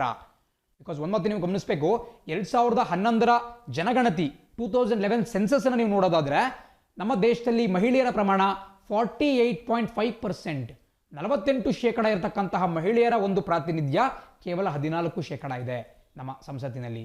ಸೊ ಇದು ತೋರಿಸುತ್ತೆ ಯಾವ ರೀತಿ ಒಂದು ಮಹಿಳೆಯರಿಗೆ ಈ ರಾಜಕೀಯ ರಂಗದಲ್ಲಿ ಸ್ವಲ್ಪ ದುಸ್ಥಿತಿ ನಿರ್ಮಾಣ ಆಗಿದೆ ಅಂತ ಹೇಳಿ. ಬಟ್ ಬೇರೆ ಬೇರೆ ರಂಗಗಳಲ್ಲಿ ಉತ್ತಮವಾದಂತಹ ಒಂದು ಅಚೀವ್ಮೆಂಟ್ ನಡೀತಾನೆ ಇದೆ. ಅದು ಶೈಕ್ಷಣಿಕ ರಂಗ ಇರಬಹುದು ಅಥವಾ ಬೇರೆ ಬೇರೆ ಉದ್ಯೋಗ ಸೃಷ್ಟಿಯ ದೃಷ್ಟಿಯಿಂದ ಇರಬಹುದು. ಬಟ್ ಈ ರಾಜಕೀಯ ರಂಗದಲ್ಲಿ ಇವತ್ತಿಗೂ ಕೂಡ ಮಹಿಳೆಯರಿಗೆ ಸ್ವಲ್ಪ ಕಷ್ಟಕರವಾದಂತಹ ವಾತಾವರಣ ಇದೆ. ಅದನ್ನ ಹೋಗಲಾಡಿಸಬೇಕು, ಅದಕ್ಕೆ ಇಚ್ಛಾಶಕ್ತಿ ಬೇಕು, ವಿಲ್ ಪವರ್ ಬೇಕು ಸರ್ಕಾರದ್ದು ಅಂತ ಹೇಳಿ ಈ ಒಂದು ಆರ್ಟಿಕಲ್ನಲ್ಲಿ ಸಂಪಾದಕರು ತಿಳಿಸ್ತಾರೆ. ಅದೇ ರೀತಿ ಮುಂದಿನ ಸುದ್ದಿ ನೋಡ್ತಾ ಹೋಗೋಣ. ಸುದ್ದಿ ಹೇಳುತ್ತೆ, India GDP to contract 4.5% on COVID-19 IMF. ನೋಡಿ, ಇದು ಬಹುನಿರೀಕ್ಷಿತವಾದಂತಹ ಒಂದು ರಿಪೋರ್ಟ್ ನಿನ್ನೆ ಹೊರಗೆ ಬಿದ್ದಿದೆ. ಅದೇನಪ್ಪ ಅಂತ ಹೇಳಿದ್ರೆ, ವರ್ಲ್ಡ್ ಎಕನಾಮಿಕ್ ಔಟ್ಲುಕ್. ಪ್ರತಿ ವರ್ಷ ಇಂಟರ್ನ್ಯಾಷನಲ್ ಮಾನಿಟರಿ ಫಂಡ್ ಈ ಒಂದು ವರ್ಲ್ಡ್ ಎಕನಾಮಿಕ್ ಔಟ್ಲುಕ್ ಅನ್ನುವಂತಹ ವರದಿಯನ್ನು ಮಂಡಿಸಿದೆ. ಈ ಬಾರಿಯ ವರದಿಯಲ್ಲಿ ಭಾರತ ಈ ಮುಂದಿನ ಹಣಕಾಸು ವರ್ಷ ಏನಿದೆ 2021, ಇದರಲ್ಲಿ ಭಾರತ ಎಷ್ಟು GDP ಗ್ರೋತ್ ರೇಟ್ ಅಥವಾ ಒಟ್ಟು ಆಂತರಿಕ ಉತ್ಪಾದನೆಯ ಒಂದು ಬೆಳವಣಿಗೆ ದರ ಎಷ್ಟಿರುತ್ತೆ ಅನ್ನೋದನ್ನ ಇವರು ಒಂದು ಫೋರ್ಕಾಸ್ಟ್ ಮಾಡಿದ್ದಾರೆ. ಬಟ್ ಬಹಳ ನಿರಾಶಾದಾಯಕವಾದಂತಹ ಒಂದು ಸುದ್ದಿ ಹೊರಗೆ ಬರ್ತಾ ಇದೆ. ಅದೇನಪ್ಪ ಅಂತ ಹೇಳಿದ್ರೆ, ಭಾರತದ ಒಂದು ಆರ್ಥಿಕತೆ 4.5% ಕುಸಿಯುತ್ತೆ, ಅಂದ್ರೆ -4.5% ಗ್ರೋತ್ ರೇಟ್. ಬಹಳ ಕಳವಳಕಾರಿಯಾಗಿರ್ತಕ್ಕಂತಹ ಒಂದು ಸಂಗತಿ. ಇದಕ್ಕೆ ಸಂಪೂರ್ಣವಾದಂತಹ ಹೊಣೆ ಕೊರೋನಾ ವೈರಸ್ದು. ಕೇವಲ ಭಾರತವಲ್ಲ, ಬಹುತೇಕ ಎಮರ್ಜಿಂಗ್ ಮಾರ್ಕೆಟ್ಸ್, ಏನು ಅಭಿವೃದ್ಧಿ ಹೊಂದುತ್ತಿರತಕ್ಕಂತಹ ದೇಶಗಳಿದ್ದಾವೆ, ಆರ್ಥಿಕತೆಗಳಿದ್ದಾವೆ, ಅಲ್ಲೆಲ್ಲ ಕಡೆ ಈ ಅಭಿವೃದ್ಧಿ ದರ ನೆಗೆಟಿವ್ ಆಗ್ತಾ ಇದೆ, ಕುಸಿಯುತ್ತಾ ಸಾಗ್ತಾ ಇದೆ. ಸೊ ಇದು ಬಹಳ ಪ್ರಮುಖವಾದಂತಹ ಒಂದು ಸಂಗತಿ. ಸೊ ನಿಮಗೆ ಕೆಳಗಡೆ ಕಾಣಿಸ್ತಾ ಇದೆ, ಕೇವಲ ಭಾರತ ಅಲ್ಲ, ಸ್ಪೆಷಲಿ ಮೆಕ್ಸಿಕೋ ಇರಬಹುದು, ಬ್ರೆಜಿಲ್ ಇರಬಹುದು, ಅದೇ ರೀತಿ ಅರ್ಜೆಂಟೀನಾ, ಇವೆಲ್ಲವೂ ಕೂಡ ಲ್ಯಾಟಿನ್ ಅಮೆರಿಕನ್ ದೇಶಗಳು, ಲ್ಯಾಟಿನ್ ಅಮೆರಿಕನ್ ಕಂಟ್ರೀಸ್ ಅಂತ ಕರಿತೀವಿ. ಸೊ ಇಲ್ಲೂ ಕೂಡ ಸುಮಾರು 10% ಡಬಲ್ ಡಿಜಿಟ್ನಷ್ಟು ಈ ಗ್ರೋತ್ ರೇಟ್ ಕುಸಿತಾ ಇದೆ. ಬೆಳವಣಿಗೆ ದರ 10% ಕುಸಿತಾ ಹೋಗ್ತಾ ಇದೆ. ಸೊ ಅದು ಕೂಡ ಬಹಳ ಕಳವಳವನ್ನು ಹುಟ್ಟಿಸಬೇಕಾಗಿರ್ತಕ್ಕಂತಹ ಒಂದು ಸಂಗತಿ. ಅಂಡ್ ಇದು ಕೇವಲ ಈ ಅಭಿವೃದ್ಧಿ ಹೊಂದುತ್ತಿರುವಂತಹ ದೇಶಗಳ ಒಂದು ಉಲ್ಲೇಖ ಮಾತ್ರವಲ್ಲ, ಈವನ್ ಅಮೆರಿಕಾದ ಆರ್ಥಿಕತೆ ಕೂಡ 8% ಕುಸಿತಾ ಇದೆ. 8% ಕುಸಿಯುವುದೇ ಅಂದ್ರೆ -8% ಗ್ರೋತ್ ರೇಟ್. ಅದು ಕೂಡ ಬಹಳ ಪ್ರಮುಖವಾಗಿರತಕ್ಕಂಥ ಒಂದು ಸುದ್ದಿಯಾಗಿದೆ. ಬಟ್ ಆದ್ರೂ ಮತ್ತೊಂದು ವಿಚಾರ ಏನಪ್ಪಾ ಅಂತ ಹೇಳಿದ್ರೆ, ಪ್ರಪಂಚಕ್ಕೆ ಕೊರೋನಾ ವೈರಸ್ ಅನ್ನು ಹಬ್ಬಿಸಿದಂತಹ ಕುಖ್ಯಾತಿ ಹೊಂದಿರುವಂತಹ ಚೈನಾ ಈ ಒಂದು ಸಂದಿಗ್ಧ ಪರಿಸ್ಥಿತಿಯಲ್ಲೂ ಕೂಡ ಪಾಸಿಟಿವ್ ಗ್ರೋತ್ ರೇಟ್ ಅನ್ನು ದಾಖಲು ಮಾಡ್ತಾ ಇದೆ. ಅಲ್ಲಿ ಅವರ ಆರ್ಥಿಕತೆ 1% ಏರ್ತಾ ಇದೆ, +1%. ಸೊ ಇದು ಒಂದು ಐರನಿ ಅಂತ ಹೇಳಬಹುದು, ಒಂದು ವಿಪರ್ಯಾಸ ಅಂತಾನೆ ಹೇಳಬಹುದು. ಇಡೀ ಪ್ರಪಂಚಕ್ಕೆ ಈ ಒಂದು ರೋಗವನ್ನು ಹಬ್ಬಿಸಿದಂತಹ ಚೀನಿಯರು ಇದರಿಂದ ಅಷ್ಟೊಂದು ಜರ್ಜರಿತರಾಗಿಲ್ಲ. ಸೊ ಈ ಡೀಟೇಲ್ಸನ್ನು ಕೂಡ ನೋಡ್ಕೋಬೇಕಾಗುತ್ತೆ. ಬಿಕಾಸ್ ಖಂಡಿತ ಕೇಳ್ತಾರೆ, IMF ವರದಿಯ ಪ್ರಕಾರ ಭಾರತದ ಅಭಿವೃದ್ಧಿ ದರ ಎಷ್ಟರ ಮಟ್ಟಿಗೆ ಇದೆ ಅಂತೇಳಿ ಖಂಡಿತ ಪ್ರಶ್ನೆ ಆಗುವಂತಹ ಸಾಧ್ಯತೆ ಇರುತ್ತೆ. ಅಂಡ್ ಇಂಟರ್ನ್ಯಾಷನಲ್ ಮಾನಿಟರಿ ಫಂಡ್ನ ಕೇಂದ್ರ ಕಚೇರಿ ಅಮೆರಿಕ ದೇಶದ ವಾಷಿಂಗ್ಟನ್ DC ಕಂಡುಬರುತ್ತೆ. ಅಂಡ್ ಪ್ರಸಕ್ತವಾಗಿ ಅದರ ಏನು ಮುಖ್ಯಸ್ಥೆ ಕ್ರಿಸ್ಟಲಿನಾ ಜಾರ್ಜಿಯೋವಾ ಅದರ ಮುಖ್ಯಸ್ಥೆ ಆಗಿದ್ದಾರೆ.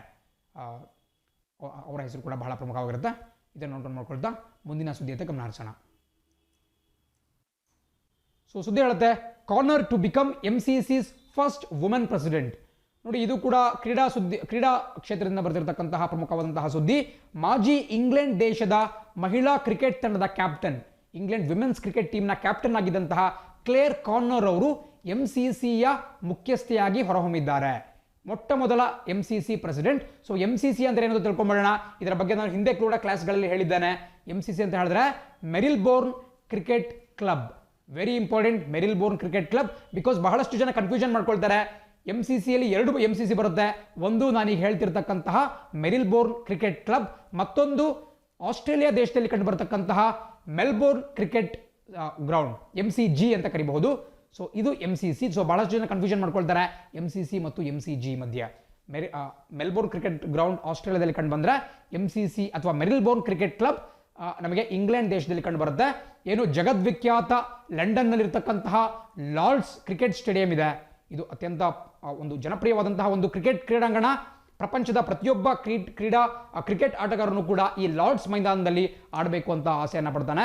ಬಿಕಾಸ್ ಇದನ್ನು ಕ್ರಿಕೆಟ್ನ ಕಾಶಿ ಅಂತಲೇ ಕರೆಯಲಾಗುತ್ತೆ. ಸೊ ಈ ಲಂಡನ್ನ ಲಾರ್ಡ್ಸ್ ಕ್ರಿಕೆಟ್ ಮೈದಾನವನ್ನು ಉಸ್ತುವಾರಿ ವಹಿಸಿಕೊಂಡಿರ್ತಕ್ಕಂತಹದ್ದು ಇದೇ ಮೆರಿಲ್ಬೋರ್ನ್ ಕ್ರಿಕೆಟ್ ಕ್ಲಬ್. ಸೊ ಡಿಫ್ರೆನ್ಸ್ ಗೊತ್ತಿರಬೇಕು MCC ಮತ್ತು MCG ಮಧ್ಯ, ಇದು ಕೂಡ ಬಹಳ ಪ್ರಮುಖವಾಗಿರ್ತಕ್ಕಂಥ ಸುದ್ದಿ. ಆ್ಯಂಡ್ ಈ ಒಂದು MCC ಕ್ಲಬ್ನ ಪ್ರಪ್ರಥಮ ಮಹಿಳಾ ಮುಖ್ಯಸ್ಥೆಯಾಗಿ ಕ್ಲೇರ್ ಕಾನರ್ ಅವರು ಆಯ್ಕೆಯಾಗಿದ್ದಾರೆ. ಇವರು ಇಂಗ್ಲೆಂಡ್ ದೇಶದ ಮಾಜಿ ಮಹಿಳಾ ಕ್ರಿಕೆಟ್ ತಂಡದ ನಾಯಕಿಯಾಗಿದ್ದರು. ಆ್ಯಂಡ್ ಮತ್ತೊಂದು ವಿಚಾರ ಗೊತ್ತಿರಬೇಕು ನಿಮಗೆ MCC ಬಗ್ಗೆ, ಸ್ವಲ್ಪ ದಿನಗಳ ಹಿಂದೆ ಕೂಡ ಅದು ಸುದ್ದಿಯಲ್ಲಿತ್ತು. ಅದೇನಪ್ಪ ಅಂತ ಹೇಳಿದ್ರೆ ಕುಮಾರ್ ಸಂಗಕ್ಕಾರ ಅವರು ಪ್ರಸಕ್ತವಾಗಿ ಈ MCCಯ ಅಧ್ಯಕ್ಷರಾಗಿದ್ದಾರೆ, ಮೆರಿಲ್ಬೋರ್ನ್ ಕ್ರಿಕೆಟ್ ಕ್ಲಬ್. ನೋಡಿ, ಕುಮಾರ್ ಸಂಗಕ್ಕಾರ ಎಲ್ಲರಿಗೂ ಕೂಡ ಗೊತ್ತು. 2011ರಲ್ಲಿ ಕ್ರಿಕೆಟ್ ವಿಶ್ವಕಪ್ ಫೈನಲ್ನ ನಾವು ನೋಡಿದ್ದೇವೆ, ವರ್ಲ್ಡ್ ಕಪ್ ಫೈನಲ್. ಅದರಲ್ಲೂ ಕೂಡ ಕುಮಾರ್ ಸಂಗಕ್ಕಾರ ಅವರು ಬಹಳ ಒಂದು ದೊಡ್ಡ ರೋಲನ್ನು ನಿಭಾಯಿಸಿದ್ರು. ಅಂದಿನ ಸಂದರ್ಭದಲ್ಲಿ ಇವರು ಶ್ರೀಲಂಕಾ ಕ್ರಿಕೆಟ್ ತಂಡದ ನಾಯಕ ಆಗಿದ್ರು, captain of Sri Lankan cricket team.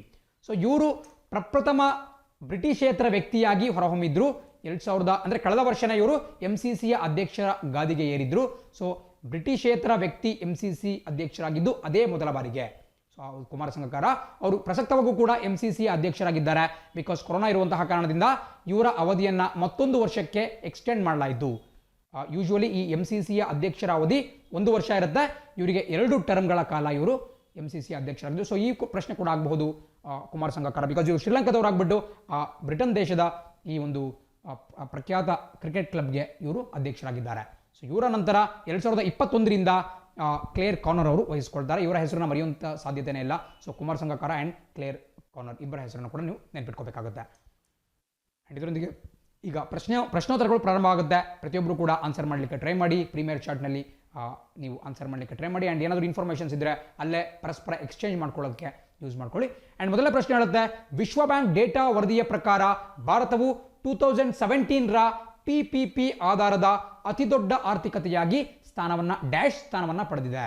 ನೋಡಿ, ಇದು ಬಹಳ ಪ್ರಮುಖವಾದಂತಹ ಒಂದು ಪ್ರಶ್ನೆ. ಮೊದಲು ನೀವು ಈ ಮೀನಿಂಗನ್ನು ತಿಳ್ಕೋಬೇಕು. ಬಹಳಷ್ಟು ಜನಕ್ಕೆ ಈ PPP ಅಂದ್ರೆ ಗೊತ್ತಿರಲ್ಲ. ನೋಡಿ, PPP ಅಂದ ತಕ್ಷಣ ಪಬ್ಲಿಕ್ ಪ್ರೈವೇಟ್ ಪಾರ್ಟ್ನರ್ಶಿಪ್ ಅಂತ ತಿಳ್ಕೊಂತಾರೆ ಕೆಲವು, ಅಂದರೆ ಈ ಸಾರ್ವಜನಿಕ ಖಾಸಗಿ ಸಹಭಾಗಿತ್ವ. ಬಟ್ ಇಲ್ಲಿ ಬಳಸಿರ್ತಕ್ಕಂತಹದ್ದು ಬೇರೆ PPP. ಈ PPP ಬಂದ್ಬಿಟ್ಟು ನಿಮಗೆ ಏನು ಕಾಮಗಾರಿ ಕ್ಷೇತ್ರ ಇರಬಹುದು, ನಿರ್ಮಾಣ ಕ್ಷೇತ್ರ ಇರಬಹುದು, ಅಲ್ಲಿ ಕಾಣಿಸ್ಕೊಳ್ಳುತ್ತೆ. ಬಟ್ ಇಲ್ಲಿ ಬಳಸಿರ್ತಕ್ಕಂತಹದ್ದು purchasing power parity, PPP. So very important. ಇದು ಒಂದು ಕಾಂಪ್ಲೆಕ್ಸ್ ಸಂಕೀರ್ಣವಾಗಿರ್ತಕ್ಕಂತಹ ಅರ್ಥಶಾಸ್ತ್ರದ ಕಾನ್ಸೆಪ್ಟ್ ಆಗಿರುತ್ತೆ. ಎಲ್ಲರೂ ಕೂಡ ನೋಟ್ ಮಾಡ್ಕೋಬೇಕಾಗುತ್ತೆ. ಇದನ್ನು ನಾವು ಕನ್ನಡದಲ್ಲಿ ಕೊಳ್ಳುವ ಶಕ್ತಿ ಅಂತ ಕರಿಬಹುದು.